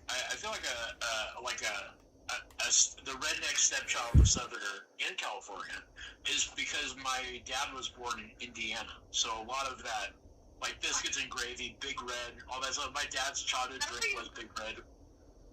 Are you aware that you sound like you're from Indiana? Indiana? Hey, Jareth. You sound like you're from Indiana, dude. You might sound like your dad. I'm not sure. Well, I was born and grew up in California, but my dad moved here from Indiana. So you legit sound like you're from Indiana. Like, I'm from this area, dude. I've got friends, like, literally friends from Indiana, because we're so close, like, to Indiana, but... Oh, shit. You sound like you're from, like, Ohio, Indiana. You have an accent from... Oh, I just had a realization. That's weird. Michigan. I just... Oh, go ahead. I'm sorry. Elle, you know you just kind of, like, geolocated yourself when you said, I live around here, you know, and they're so close. That only leaves, like, so, you know, so many cities in Kentucky. Well, what are they going to do, find a house or something? No, I'm just joking. I'm just drunk and I just fucking was like, oh, okay. Yeah, that's where that fucking place is. Yeah. All right. Yeah. I'm dumb. Way it sounded was, are you tribal? Well, my family's the first, we're the first gen off the res. Gotcha. Oh, that's cool. I guess, right? I think that's, like, good, right? So, Blackfoot and Cherokee. Right. That's cool. And then my grandma, actually, was not off from the rest. So she was Irish. So we're native and Irish. Nice. That's a weird combination. Dude, Matt, have I ever told you about my 23andMe? Like, what my fucking ancestry traces back to? Didn't you say it was somewhere in the Middle East or something? Yeah, well, okay, so I've got most of my ancestry, like 99% of it, is broadly European in different ways. A lot of it is English and Irish, and some of it's Scottish. Smaller percentage is Finnish and generally Northern European. An even smaller percentage is Italian. And then the smallest percentage is a 1% that is basically divided between 0.6% Angolan and Congolese, and 0.4% Iranian, Mesopotamian, Caucasian, kind of generally, like, you know, from, like, that general region. So do you know, like, down your family line where that happened? Like no. Great-great-great-great-grandmother? No, I do want to start researching my ancestry and find out, because from what I was, like, looking up, that indicates an ancestor within the last, like, 300 to 400 years, which means that I could have had an ancestor that, you know, like, I could have had a couple of ancestors that were employed with one of the East India companies or something that was traveling the world, and, you know, like, that would track given the nations that are invoked, right? But at the same time, I don't know. I'm gonna have to look into it, really, because I don't know for sure. I was thinking maybe it's somebody who was in the Middle East, moved to England or something for work, you know, married into that family, and there you are. I don't know. I just don't know. I don't know, because it's weird, because, like, the you know, like, the vast majority of my DNA is, like, various different European peoples, but one part of my DNA, a big chunk, is tied up in this specific, like, geographic marker, that is, like, hyper-specific to the region where I'm from. So, like, not super hyper specific, but it's like basically northern Georgia to northern Mississippi is like the general, like, hyper specific region that I've got some ancestry from. And that is fascinating to me. The fact that I've got at least one pretty recent branch of my ancestry that has been in this country for hundreds of years. I'm not saying it's a good thing or necessarily like anything like that. I'm just saying it's like fascinating to me because I never would have imagined, because there are some people who obsess over being heritage Americans, right? And I'm not one of those people, but I found out through 23andMe that I actually am one of the, people that has kind of a claim to that. I've got, pretty recent ancestry that has been here in long line since the initial 3 waves of immigration into North America by England. And to me, that's just fucking fascinating. Because I never would have imagined it. I'm sorry. I don't know for sure, but if I had to theorize, I would guess that it's on my dad's side. I would guess that it is my dad's, I would guess that 300 years isn't that many generations. Well, I would guess that it would be my dad's, mom's line, maybe. I guess there's some possibility it could be one of my mom's ancestors too. But, there's one branch of my family that has pretty much been in this region for, like, since right after the Civil War. And before that, they lived in, northern Georgia. So, I just, like, I don't know. Like, that sounds like the most likely fucking possibility to me, but I'll have to look into it more eventually and figure it out. I'm fascinated by it because I want to know exactly where, all my weird genetics come from, because I think human genealogy is really interesting because it shows how people, how different cultures evolve and how people find their mates and what kind of, things that they choose to do in their life. And it's also a stark reminder that human life is always evolving, and that's a beautiful thing. That's a really beautiful thing. You don't ever have to feel overly attached to the area that you live in, because you could be one of millions of people in your line that have chosen to go somewhere else that would be better. You don't ever have to feel weighed down by the choices of your ancestry, because they've made so many different choices that you can take it in any direction you want. And also, if cultures never mixed, going back to that previous conversation, then none of us would be born, none of us would be here, right? Do what? I'm sorry, I just read an awful person in chat, and I was, like, blown away for a second. I said if cultures never mixed, none of us would be here. Exactly. I am and that's why I think I also got so incensed at what he was talking about with miscegenation earlier. I bet motherfucker wouldn't know. I should have asked him at some point, if I said the word miscegenation to you, would that mean anything? Well, hell, maybe it's just a word most people don't know. Do either of you guys know what miscegenation is? I don't know what this 14 words is either, by the way. I don't. Of course you don't, because you're not a fucking retarded Nazi.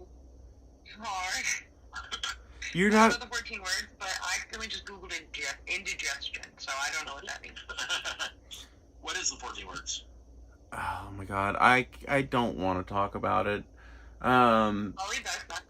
It's. Isn't that bad? Yeah, it is. Spiderweb down the right-wing rabbit hole, then definitely, like, pushing that towards anyone is probably. Do I have to Google it?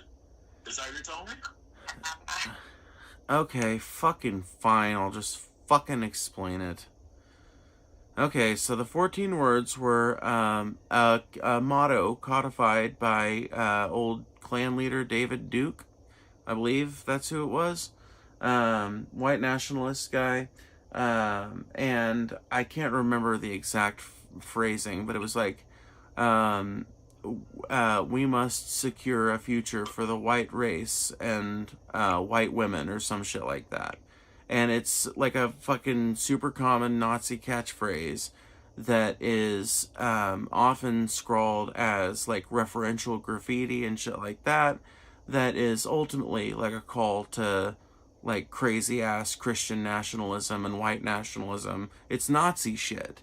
But it's Nazi shit that you don't typically encounter until you get really deep into the the right wing rabbit hole.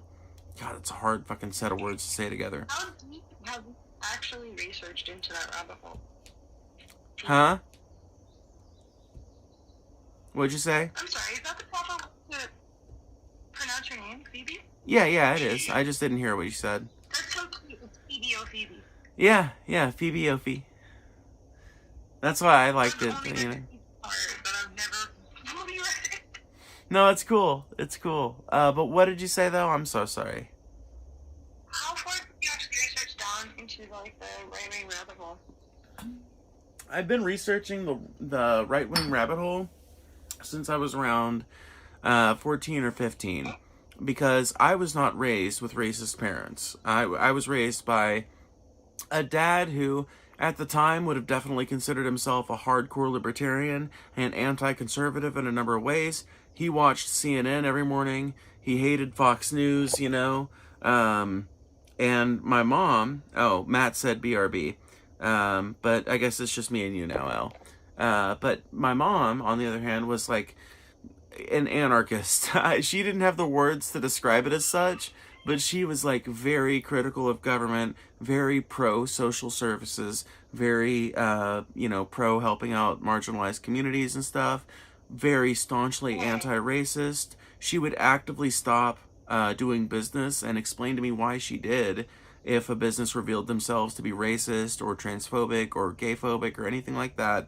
So I did not have any of those bigotries. But when I figured out that there really were people who did, and that they were really fucking violent about it, I read a couple of books about the Holocaust, and I cried my eyes out. And then I started noticing that there were people like that around in my local culture. After my parents divorced and I moved up to Missouri, there was actually like white nationalist rhetoric that would happen there sometimes, and the whispered conversations of people at the lunch table and shit when I was in high school, and you'd see Klan flyers on people's cars sometimes, and that was something I hadn't experienced as a little country kid living in Mississippi for whatever reason. And once I started to notice things like that, and I started realizing like this is the philosophy that inspired the atrocities that are in these books that I've been reading, I started becoming just intrigued by the fact that a person can talk themselves into such a horribly depraved, anti-human position. And I guess I'm fascinated by them in a way, because I think that they are like the closest thing that I have in America as like an American person that's a leftist trying to make a difference in this country.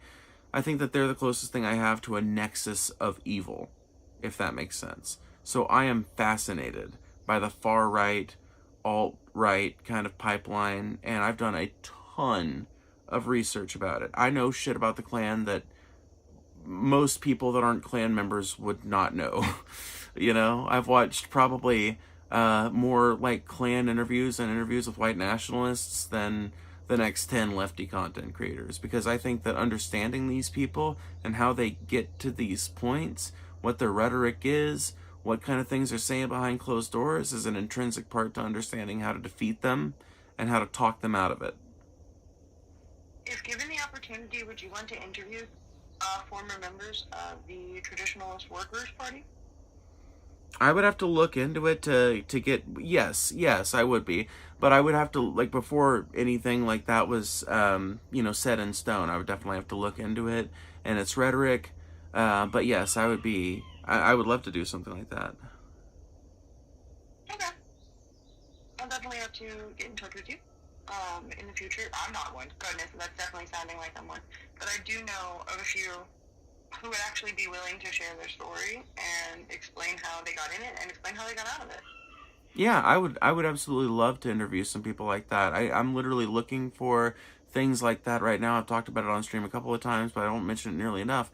I would love for people that are leaving alt-right movements of all different types to, like, talk to me on stream about it. And because I think that more people, number one, I think people like that very seldom get a voice.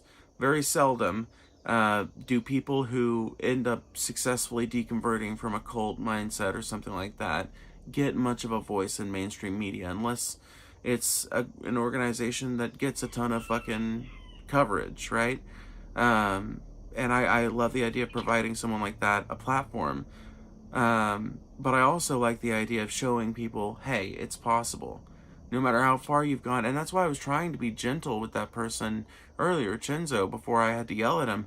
Because I genuinely wanted to just tell him, like, you're self-contradictory. The things you believe in will hurt you. And I hate that. My heart hurts for that. I know his parents didn't give a shit about him, but I have a son, and I love him more than I can possibly describe with words. And I see my own son in Chinzo's eyes, figuratively. I hear my own son's babbling whispered back at me in his words. And I cannot imagine someone being so failed and not even knowing it, not knowing how what they're doing is going to harm them and whatever prospects they have for the future and anyone they love. Right. I have zero patience with them because of my own experiences with people very similar to him who decided not to turn away from that cult-like mentality. Yeah, I don't blame you. I don't blame you a bit. I would not want to be friends with Chinzo, but I have, maybe it sounds like I'm virtue signaling, but I have a fucking powerful sense of empathy, and I want better for people, even if I don't personally like them all that much, you know? It's nice to hear, honestly. It's refreshing. Well, I appreciate it. I appreciate it. I wish more people felt like that, not to aggrandize or whatever, but... No, dude. Sorry, I was reading, No, you're fine. It's kind of funny sometimes. He was calling me Ellen for a bit, and I was like, I know he's talking about me, but... Yeah. I'm not positive. It's L, right? Yeah, it's L or Ellie, but I like L more. It's what people pick more often. Okay, sweet. I'll go with L then. Cool. Because you've been tremendous in this chat tonight. You've been adding a lot of real gems, so... I appreciate that. Yeah, no, I appreciate you. I got sucked into the conversation at the EDP conversation. Because talking about wanting to reduce suffering, which is crazy how that connected. It's going to connect way better in a second. Just give me a second. It sounded bad. Give me a moment. No, I get it. I'll give you time. So EDP's documentary thing, what would it be considered? The expose? Is it an expose if he goes there and fills his own shot? I don't know. But the expose, all of the proceeds from that are going to RAIN. Remind me what that is. What RAIN is. I'm looking up to give you the actual definition.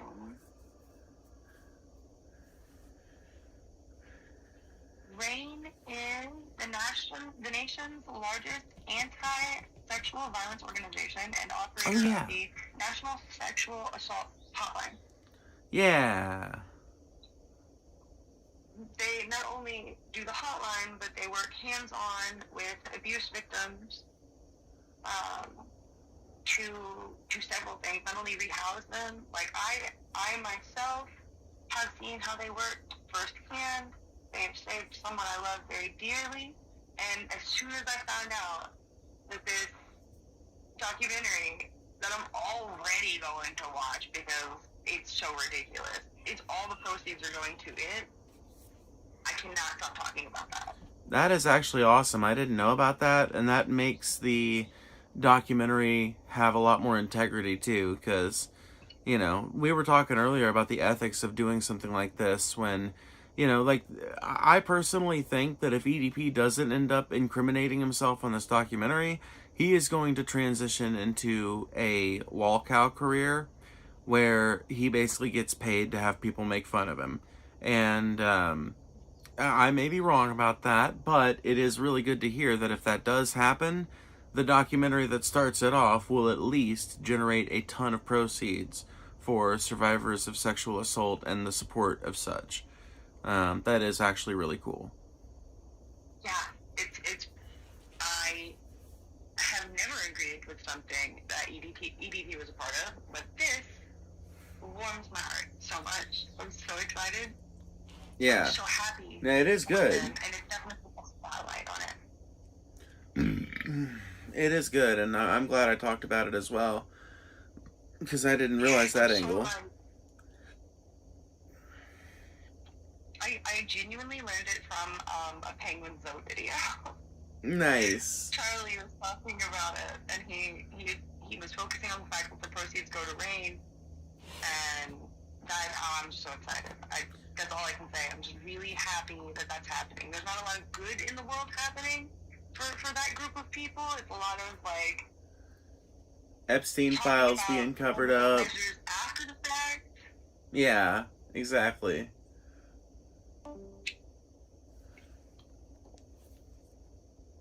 Oh, I guess Matt left for a minute. But, dang, I was really hoping to hear everything. He seemed to have all the Oh, on it. he's just in AFK. He's just in AFK. So he'll be back whenever he comes back. He'll realize that he's in an empty room and he'll move back. So it's fine.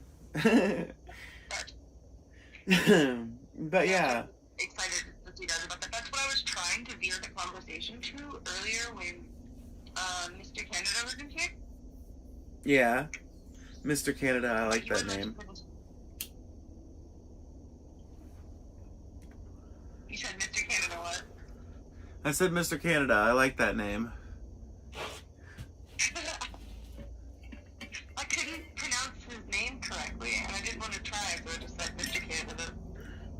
I was just calling him Shinzo, like the Prime Minister of Japan, Shinzo, but just with a ch instead of a sh, you know?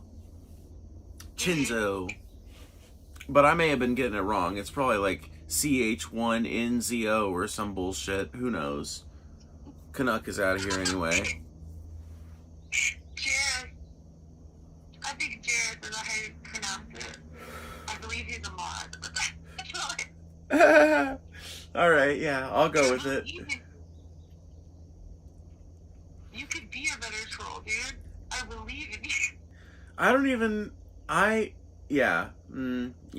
You know, some of these people can, but so many of them cannot. You ever think about that? You ever think about how many fucking dumbass people are sitting around endlessly grifting for attention in YouTube chats, never getting a flake of it, let alone a gram of it, but continuing ad infinitum in their pointless, deleterious practice? I wonder if it's the same thing as, like, brain rotting, but with hate. Hate rotting. Is it like hate rotting? Yes, yeah, it is, literally. That's a great term for it. Hate rotting. We just fucking canonized that, dude. We gotta make that a fucking motto. Well, I gotta make a t-shirt. It's fucking hate rotting, dude. Yeah.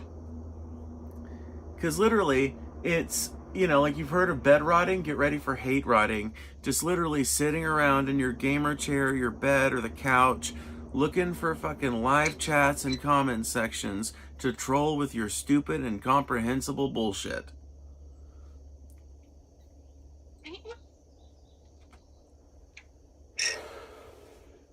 I've never been more proud of a phrase ever. Thank you.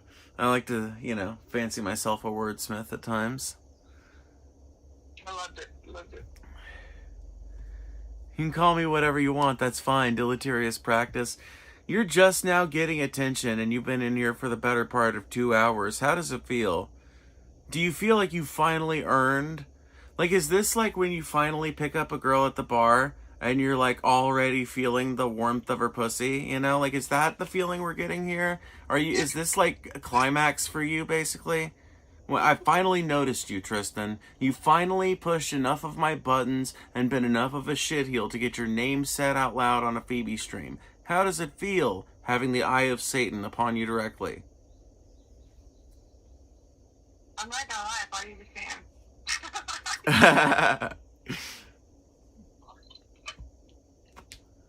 I thought he was ironic this whole time.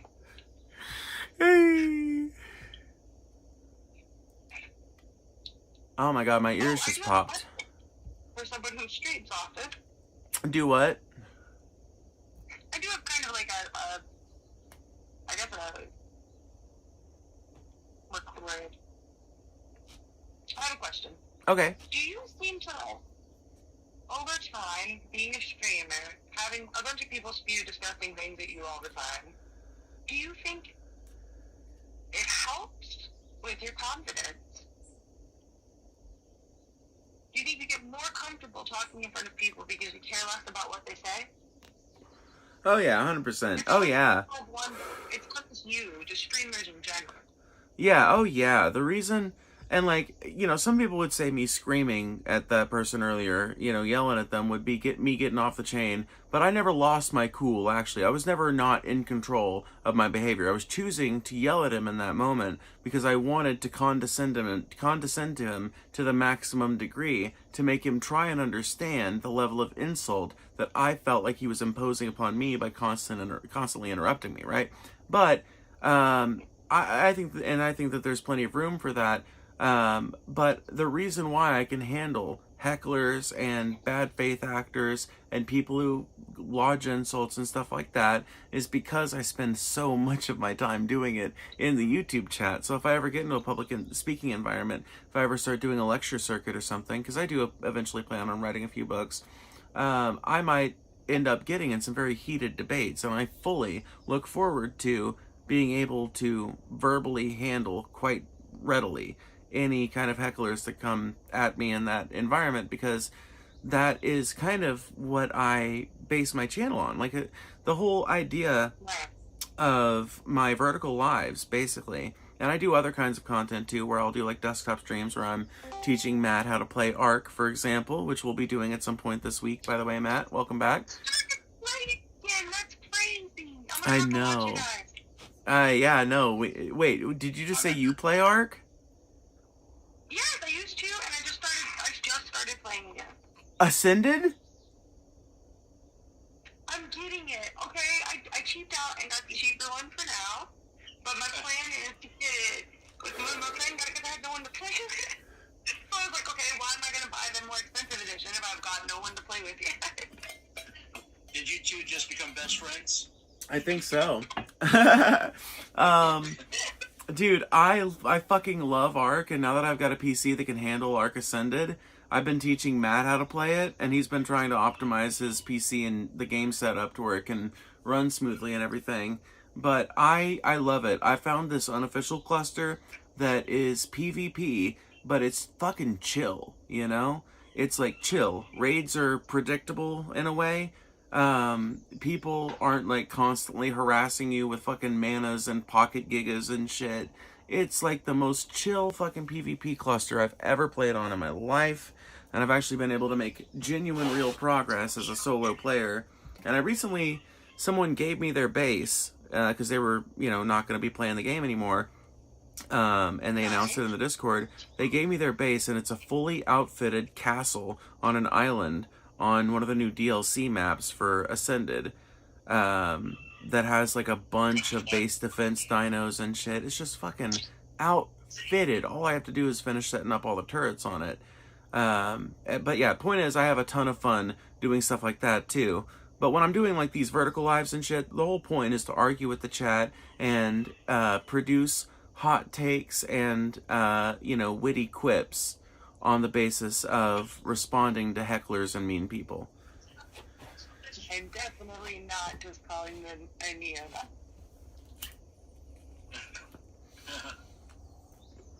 Oh boy. Do you have to buy this DLC, Phoebe? Astreos, I believe it does cost money, but for now, me and you are just gonna play on the center, so it's fine.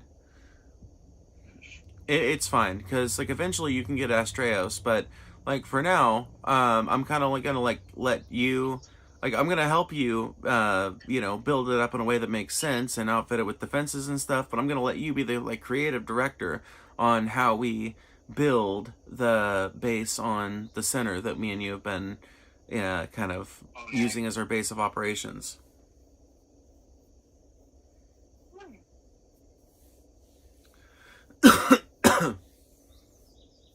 Oh my goodness.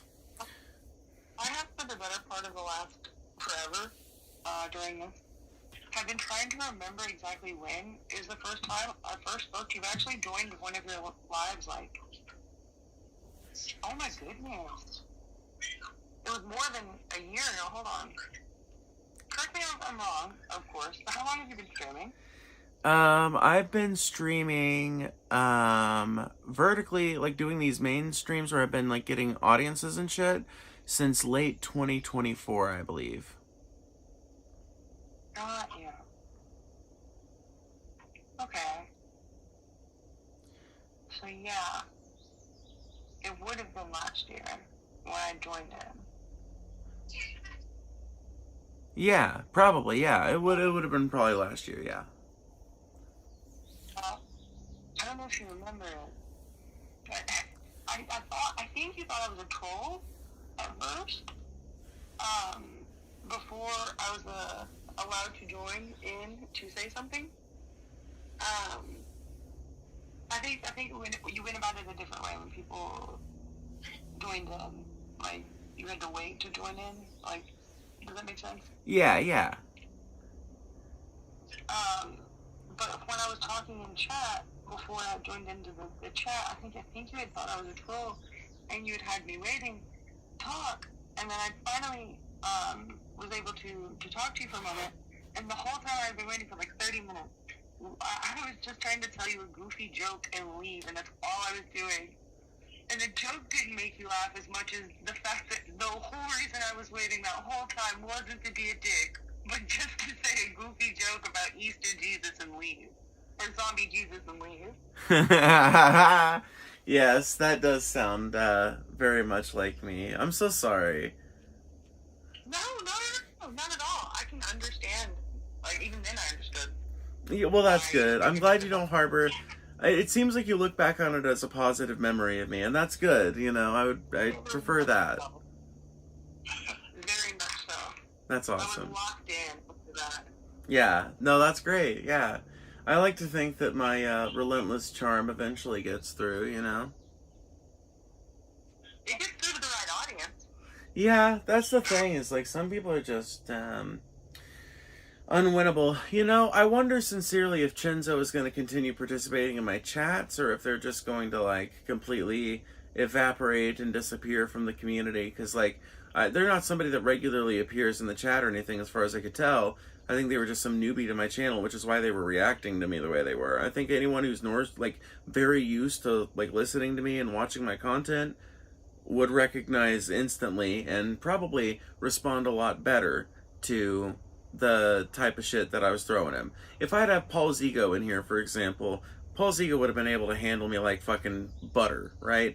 It would have been nothing for him to fucking respond to the jabs that I was throwing out and like the tactics that I was using. It would have been nothing. But for him, he genuinely got hurt when I was cussing at him. But he didn't seem to understand how hurt I was by constantly being interrupted. But whatever. Point is, I'm over it. Okay, I promise, I'm over it. I am. I'm good. I get it. It's fine. It's over now, right? But I don't think I can get through to Chenzo, and that kind of breaks my heart a little bit, knowing that there are some people that I don't know if I can make an argument good enough to sell them unless they end up somehow going back and reassessing their own information. Well, that's okay. Maybe you have him change his mind right now, but you did plant seeds. Right. Hopefully. Well, I think, with somebody like Shinzo, this is probably pretty true, is, you can only help people who want to help themselves, and he doesn't want to. That's why I stressed, just look into this stuff more. I didn't say, go read any specific thing, because I didn't want to, sound like any other, leftist content creator that's... Because really, you don't have to read a specific fucking document or a specific author to understand how neo-Nazi bullshit is bullshit. You just kind of, honestly, you can read the Wikipedia article on it and see how it's bullshit. Any good, decent exploration through Google search, even with its AI mode and everything, is still going to point out what a stupid line of thought it is, what an unnecessary philosophy it is for improving the world, and how it actively harms the pursuit of making the world a better place. It doesn't take much, and that's why I stress that so much, because if you took anything away from that conversation, I want it to be that. Look into this more. Don't just listen to whatever you're seeing on TikTok Reels or on Vertical fucking Live, because I guarantee you, he fucking came into this Vertical Live chat because he's scrolling shorts, and he's watching all kinds of fucking conspiracy shit and alt-right shit, and I guarantee you he's not fucking fact-checking any of it, and I just want him to. Just fact-check a few of these fuckers. You'll find out how much they're lying to you. You'll find out why they're skewing things the way they are, why they're painting things the way they are. You'll find out what the agenda is, and you'll realize that you've been duped.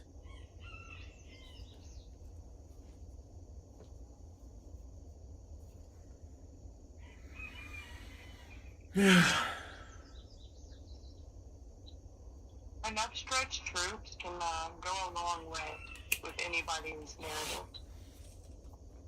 Well, yeah. Oh, yeah. I've talked about that before. How, if you start, if you convince yourself that the COVID-19 vaccine is bullshit, the truths you have to stretch for that plant the seeds for you to have the truth be stretched in your mind in other areas. So you're more likely to become skeptical of the necessity for care for trans youth, or maybe even trans adults, right? And if you believe both of those things, then you've had enough truth stretched in your brain that now you might be able to fit, January 6th denialism up in there. And the more of these things that you accept, the more it distorts your vision of reality, because the more fundamental facts about reality you have to either deny or confuse yourself about, because the more of those there are, and that eventually just leads to someone with a viewpoint about philosophy and how life should be lived and how things should be governed that is completely fucking divorced from reality.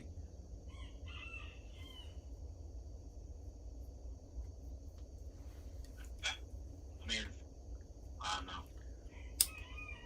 Just talking, my friend. Sorry, that was... I don't know.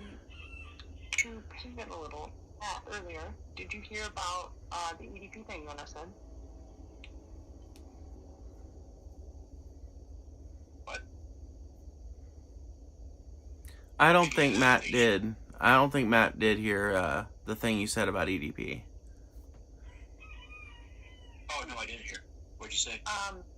So the expose that they're doing on EDP, all of the proceeds from it are going to RAIN. Again, I'm gonna have to look it up to make sure I don't say it incorrectly. RAIN is the nation's largest anti-sexual violence organization and operator of the National Sexual Assault Line.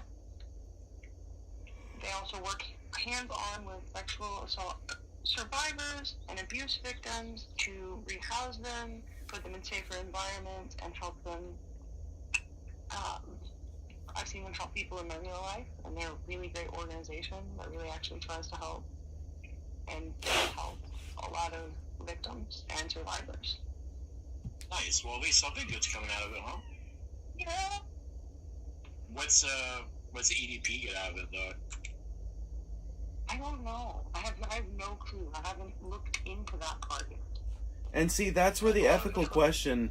That's where the ethical question comes for me and Matt, because it's like, I think that what he is getting out of this is basically an opportunity to restart his career, but now he's lolcow EDP, you know?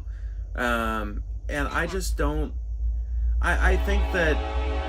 Sorry, there's a train coming. I'm going to mute. You guys go ahead. Okay.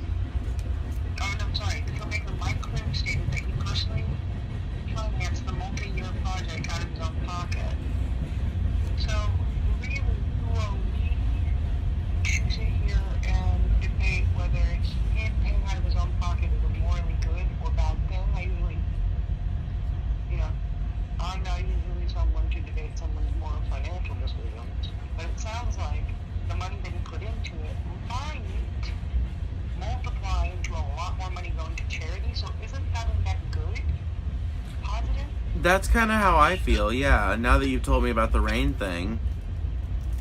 Right, that's not my worry about it. Mine is just, there's ways to get money for a charity without also giving somebody like that a platform to do it. True. I think it's not like Mike Klum is necessarily giving him the platform. It's the degenerates of the internet that are going to give him the fucking platform, because Mike Klum's documentary would, in a sane world, be the last we ever heard from EDP, unless he went through an extensive period of rehabilitation and like reworking of his brain and shit, and like came back and like maybe if he became like an advocate for sexual assault victims or something, or I don't know, like there's maybe I could see some potential redemption pathway eventually.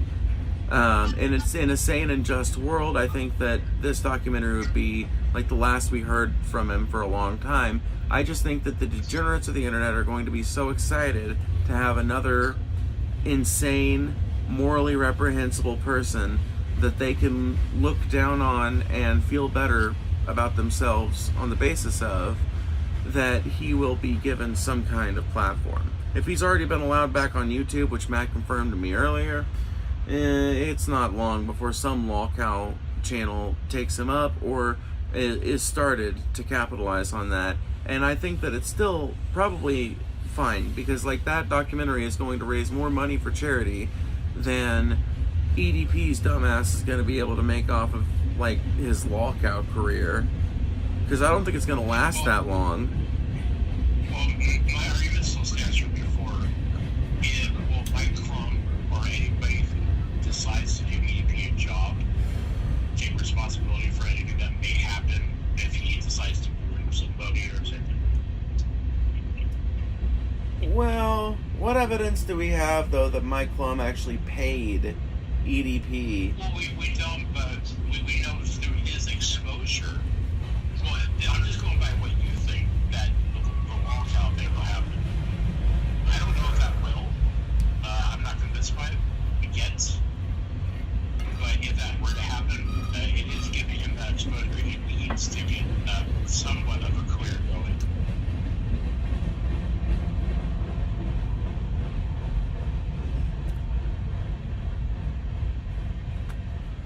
No. I don't think so. And you know why? Because,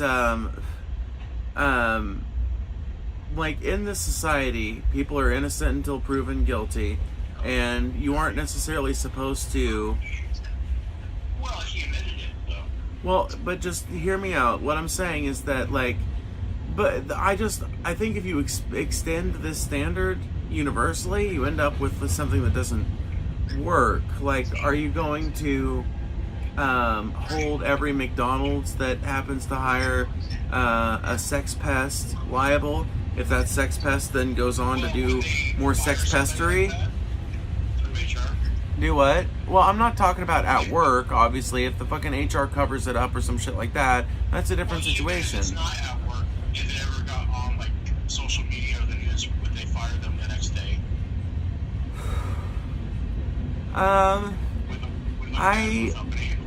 I think they probably would, yeah, to prevent, like, damage to the brand, yeah.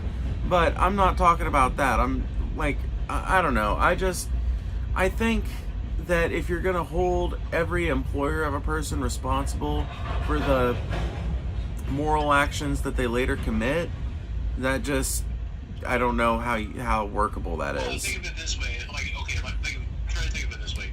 Say somebody likes to murder. What? After prison, they get out, and they're like... Murder? But that employer knows he likes to murder, and he murders afterwards, you know. Well, you knew he liked to murder. All I have in this case is legal precedent to base this off of, but in our current legal atmosphere, we don't hold legal responsibility. Well, I don't place moral. I'm talking about moral responsibility. Oh my god, I don't place moral responsibility on it either, though. Like, that's the thing. Like, the whole fucking idea of, like, I get it, American prisons aren't rehabilitative, so maybe it does make sense. I think there are complicating factors, okay? I think that in a case like Mike, like, let's just get back on topic. We're talking about the Mike Klum documentary. I think in that particular case, Mike Klum is doing his best to direct the finances from that movie, or that it generates, into a charity that will help survivors of the types of crimes that he has admitted to, right? Or, admitted to interest in, or however you want to phrase it. And I feel like that... Huh?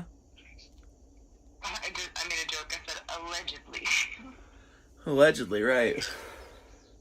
I think that the fact that the proceeds are going to Rain means that the culpability of Mike Klum is, like, if it is there, I think it's massively reduced by the fact that it's so offset by this aid organization that the proceeds are going towards. But even if it wasn't, I feel like in the case of someone making a documentary about somebody, even if you pay them, like, you making that documentary and paying them does not necessarily mean that that's what led to them getting a hold of somebody. They could have found a number of different ways of employing themselves. Like, there are tons of people who hire people based on Craigslist, who post like a Craigslist ad for some job they want done around their house, and there are people who make their living doing that because they mostly live on disability, but they need more income than that, so they fucking work these little odd jobs off of Craigslist and Facebook Marketplace and shit like that. And like, who's to say that somebody in that position wouldn't do something like that if they needed to survive? And who's to say that if they got a big payout on a certain job, they wouldn't spend that on the same kind of thing? And in such a case, like, do you hold them accountable? I don't think that makes much sense. I think that you should hold the person who committed the crime accountable, and anyone who, like, directly helped them commit that crime. And pretty much the only exception I see for this is, like, gun violence. Like, in the case of, like, gun violence, I do think that people who, like, if a gun is stolen out of your house and you make a police report, and in that police report it's indicated that you didn't fucking keep your gun in a safe, or if the police look through your house and they don't find a safe, I think that that should be a pretty hefty fine in and of itself. And I also think that you should be charged with, you know, like accessory of some kind if your stolen fucking gun that was not kept in a safe is later used in a homicide or in a, you know, some kind of violent crime. But I think that that's one of those places where you need like an exception like that to exist.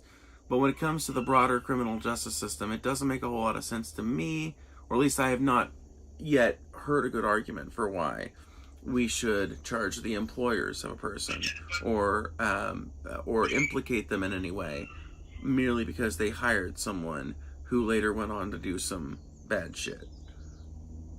Unless that employment directly helped them do it in some way that is like inescapable. Right. Well, the way that I was thinking about it is like, well, I'm just going off. By the way, I'm just going off about what you said earlier. Is that this is all so he could be a lolcow? So somebody like Keemstar could take advantage of this lolcow shit. Right. So I think the lolcow show will be like, responsible. Profiting off the fact that he is the way he is. Yes, And does the things he does. those lolcow No shows. responsibility or culpability in that.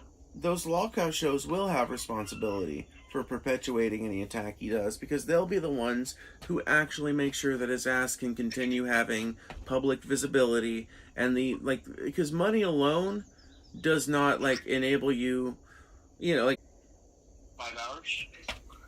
we've been going for a while. I'm not sure exactly how long. I know I've been streaming for, well, it's been a while, probably about 5 hours. We go some more, unless you're sleepy. I mean, I don't want to go too much longer, but I don't have any adult responsibilities this, you know, like to really attend to besides streaming, so I think we can go for another like 20 minutes or so, if that sounds good to you guys. It sounds good. Do you want to have like a campfire stream? No, I'm too tired. I'm gonna have to go eat and go to bed soon. Gotcha. What did we not get to in your little title? Huh? What did we not get to in your title? Oh, I don't even remember, because I ended up restarting the stream and doing a different title, and it mentioned like debating a Canadian conservative and shit, but that's no longer, you know, relevant. Yeah. So, and then we talked about the Iran war a little. We never talked about the PNW wildfires. It should be like Phoebe loses her shit on Canadian conservative. Yeah, well, that's what when I clip out the debate, that's what I'll title the clip. Wildfires. The P what? PNW, Pacific Northwest. PNW. All right, tell me about it. The Pacific Northwest is burning to the ground. That's it. How bad is it? It's all gone. Vosh is gone. Paul's gone. I'm gone. I don't even know it. No, it's not that bad. I don't know exactly how bad it is off the top of my head. I guess I'm gonna have to Google it, but it's pretty fucking bad, though. 64,000 acres in climate. So how contained is it? Let's see. It's worst fire season in over 30 years. The catastrophic wildfires currently ripping across Washington and Oregon, burning over 2 million acres and triggering tens of thousands of emergency evacuations. Fueled by a record-setting drought, extreme summer heat, and fierce wind gusts, the situation has escalated into a widespread humanitarian and environmental crisis. Oof, I see it. It's huge. Wow. Yeah. In Spokane, there's... It's covering like 4 states. Yeah, let me just find the fire map. National Interagency Fire Center. Let's see. Well, it was at 104 today, so it was pretty hot.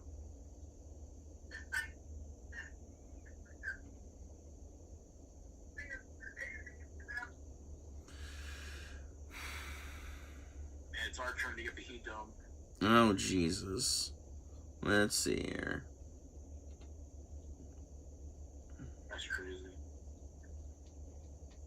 Yeah, so this is what the Northwest fire map looks like right now.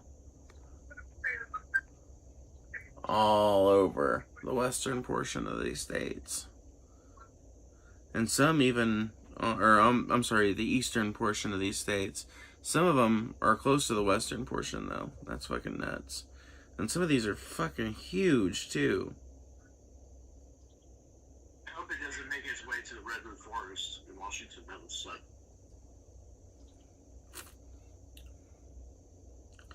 It sure would. Oh my god, and if you fucking go out even further, it's crazy. Oh my god, Phoebe, I just had an idea. What? You're gonna be driving through some of these, like, fireplaces. You should totally document, like, the burned down structures that you see on the way. I'm gonna be driving through them? Well, are you gonna be driving up into Washington? So you're gonna see some of this stuff, aren't you? I'm gonna be taking a train. Oh, do you think the train will go by some of these burnt down structures? Maybe.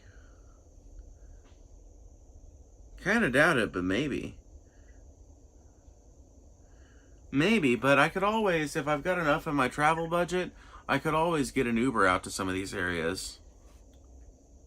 Or, I've got a bunch of fucking friends and shit, and I was gonna hang out with Ignar in Portland anyway. I bet Ignar could help me figure out a way to get out there. Yeah, but it's like a whole state over. What do you mean? Idaho? So what about Idaho? Idaho would be the closest. Are we looking at the same map? I don't know. Hold on. I'll just show you what I'm looking at. So, there's Washington. It would be Idaho Falls. Oh, that's not Idaho. Idaho Falls would be the closest, I guess. Oh, this is fucking okay. Yeah, we were looking at a rapidly different map. Rapidly different.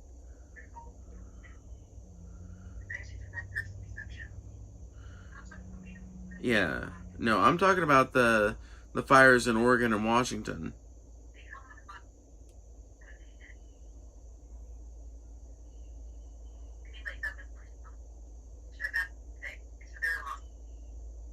The clouds are absolutely insane. Apparently over 700 buildings have been destroyed. Yeah, dude. News, wildfires, W, there we go. Like a side-by-side images showing the before and after. That's crazy.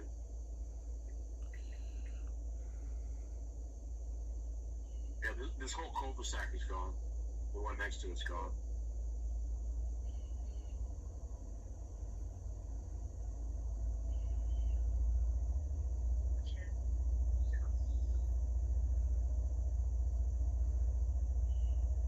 This school is gone.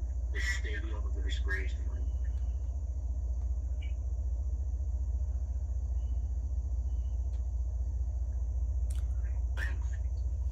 I'm looking at two different maps here. This is one of the things that, like, Oregon and California get shit for, is not properly cleaning up brush.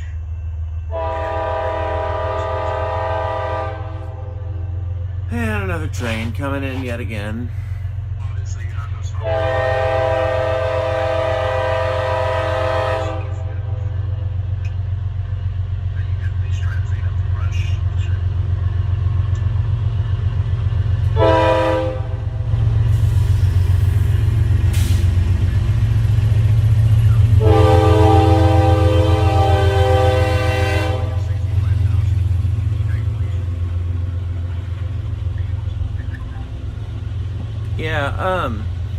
Yeah, that's one of the problems in the West Coast for sure, is like irresponsible management of forests and brush and shit, because like basically you have to let big portions of the West burn every year reliably in order to preserve the types of forests you guys have out there. But the problem is doing so is always seen as risky and there are always people wanting it to not happen because sometimes it requires like emergency evacuations of people who've chosen to live right in the middle of a fucking super, likely to burn down forest. And as a result, people are kind of like reticent to do those kind of like prescribed burns at the rate they need to do them. And like the only alternative to that is going through and like literally manually picking up the brush out of the forest floor. And like, who the fuck is gonna do that?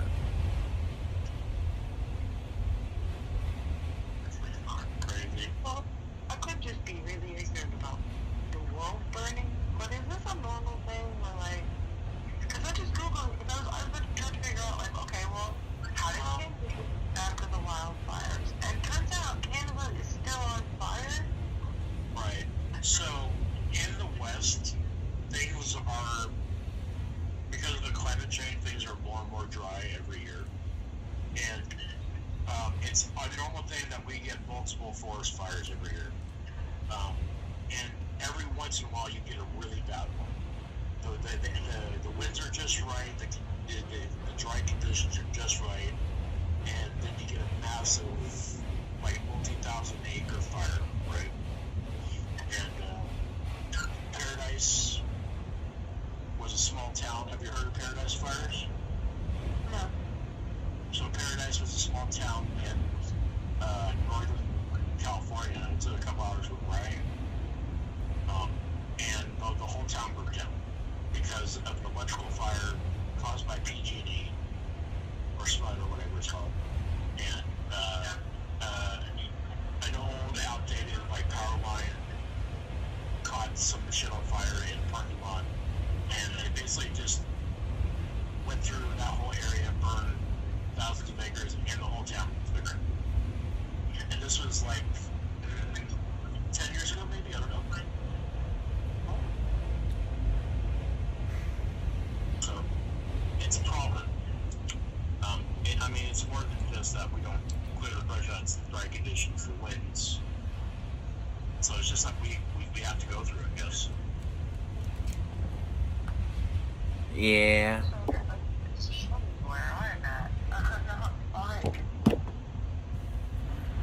Let's see, it happened in 2018. So.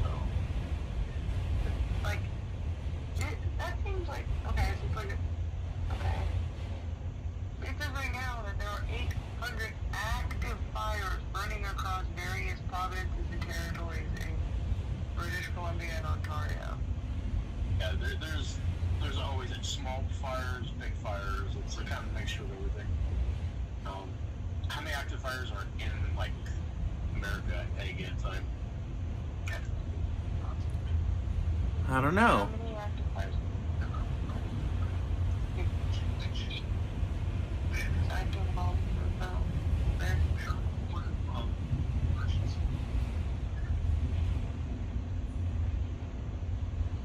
What?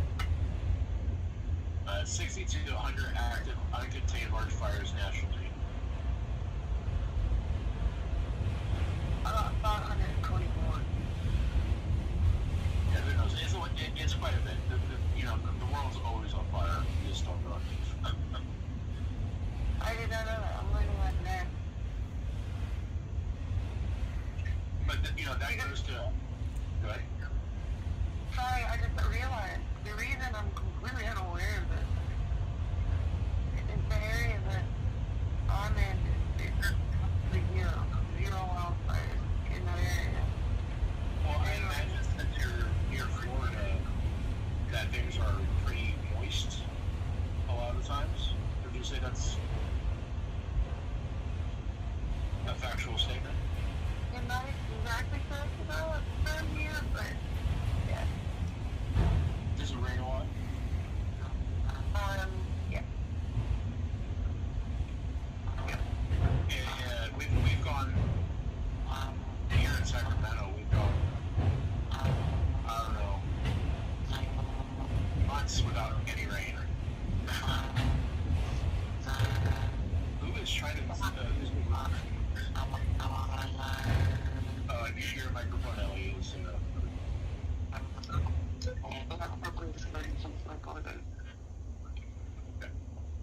that better? Yeah, that's better. Okay. Yeah, so I believe it was a couple of years ago. We had a big, what do you call it, where the water stays up in the atmospheric river?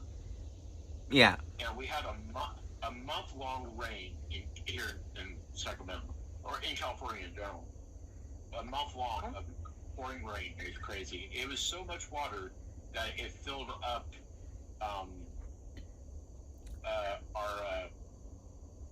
our lakes and shit for our drinking water, and it also put a shit ton of snow on the mountains.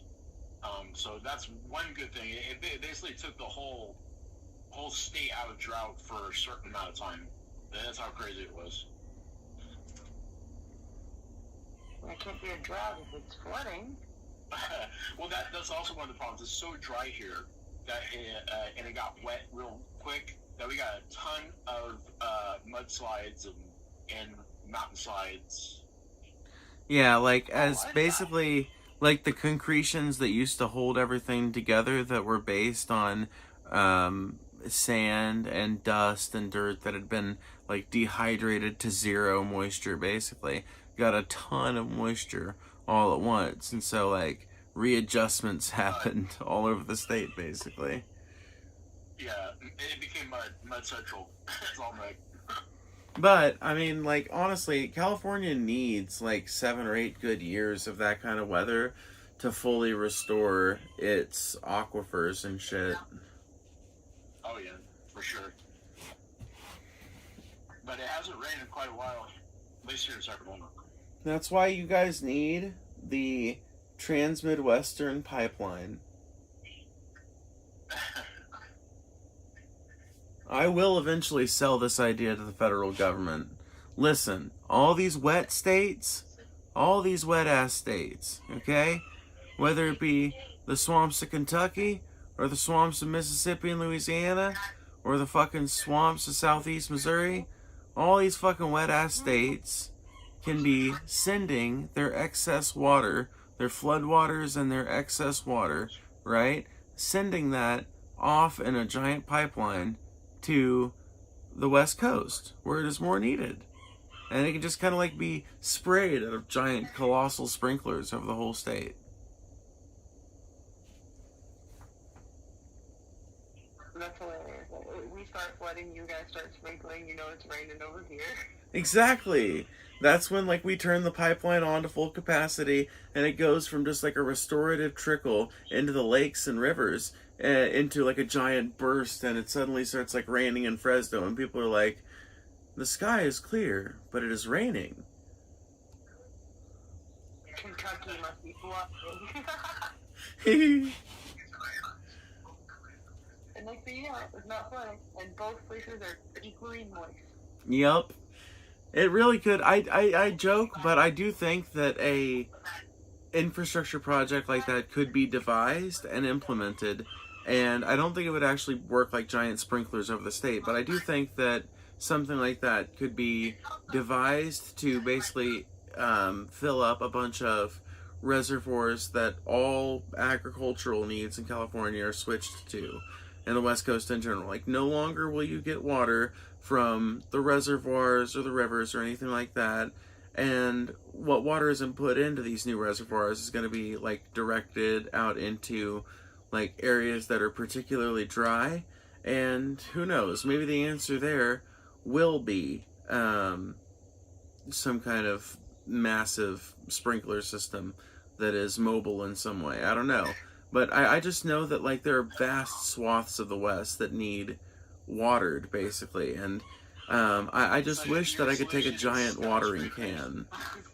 I just want to take a giant watering can, basically, and scoop up a bunch of water out of the, beleaguered South and pour it over the West Coast, stopping every few seconds to let it absorb into the ground, pour a little more, do that for a couple hours. I want to do that, but I can't do that, so I've got to devise some other way to do that.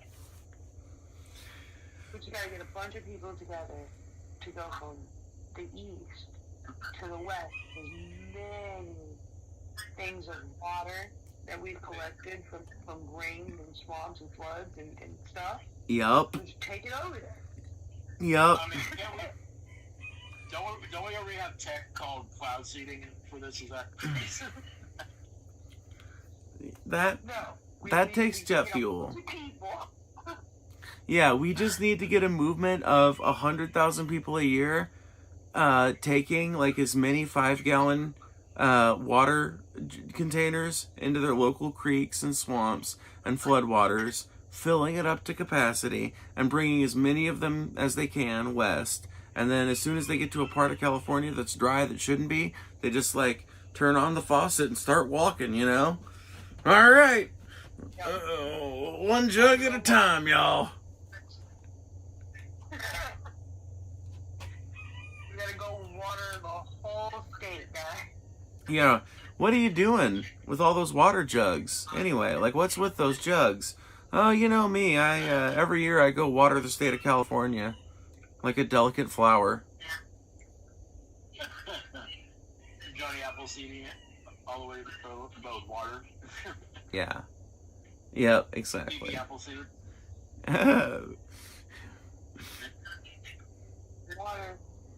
Water crew. If I actually did make something like that happen and it did work to like re-green the West, I would be like canonized by the Congress of California, I think. I think they would like break the First Amendment and introduce the concept of canonization just to make me a saint according to the people of California, if I managed to make that happen.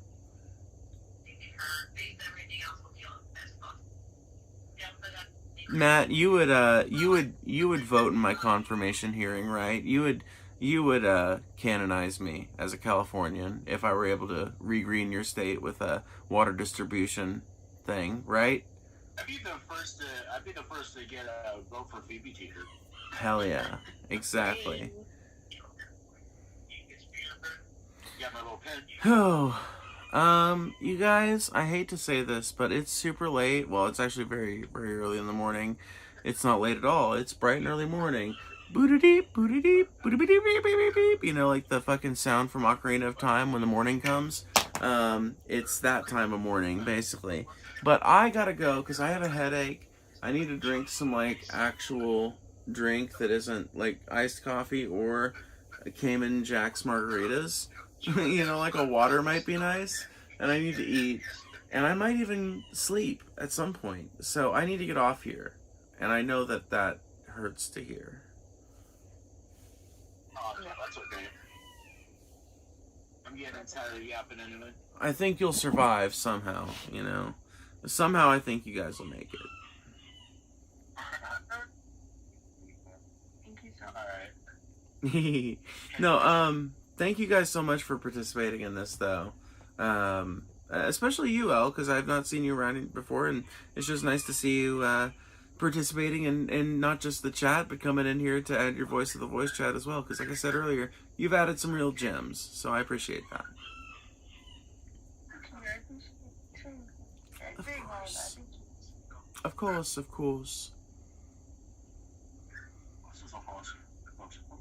Yeah. And Matt, you know, thank you for hanging out as well. You know I love it, and I will talk later, you know? Are we going to do that watch party? When is it? The 9th. Maybe. I'll look into it. Okay, even if it's just private. Okay, well, like I said, I'll look into it. I need to see what day that actually lands on, because I might not have that day to be able to do it. We'll just have to see. But anyway, for now, I appreciate y'all. Sayonara. Bye for the Alrighty.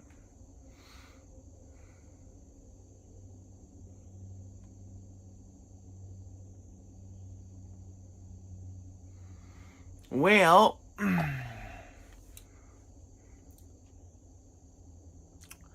with that said, thank you guys for hanging out. I am going to talk to y'all later. Bye.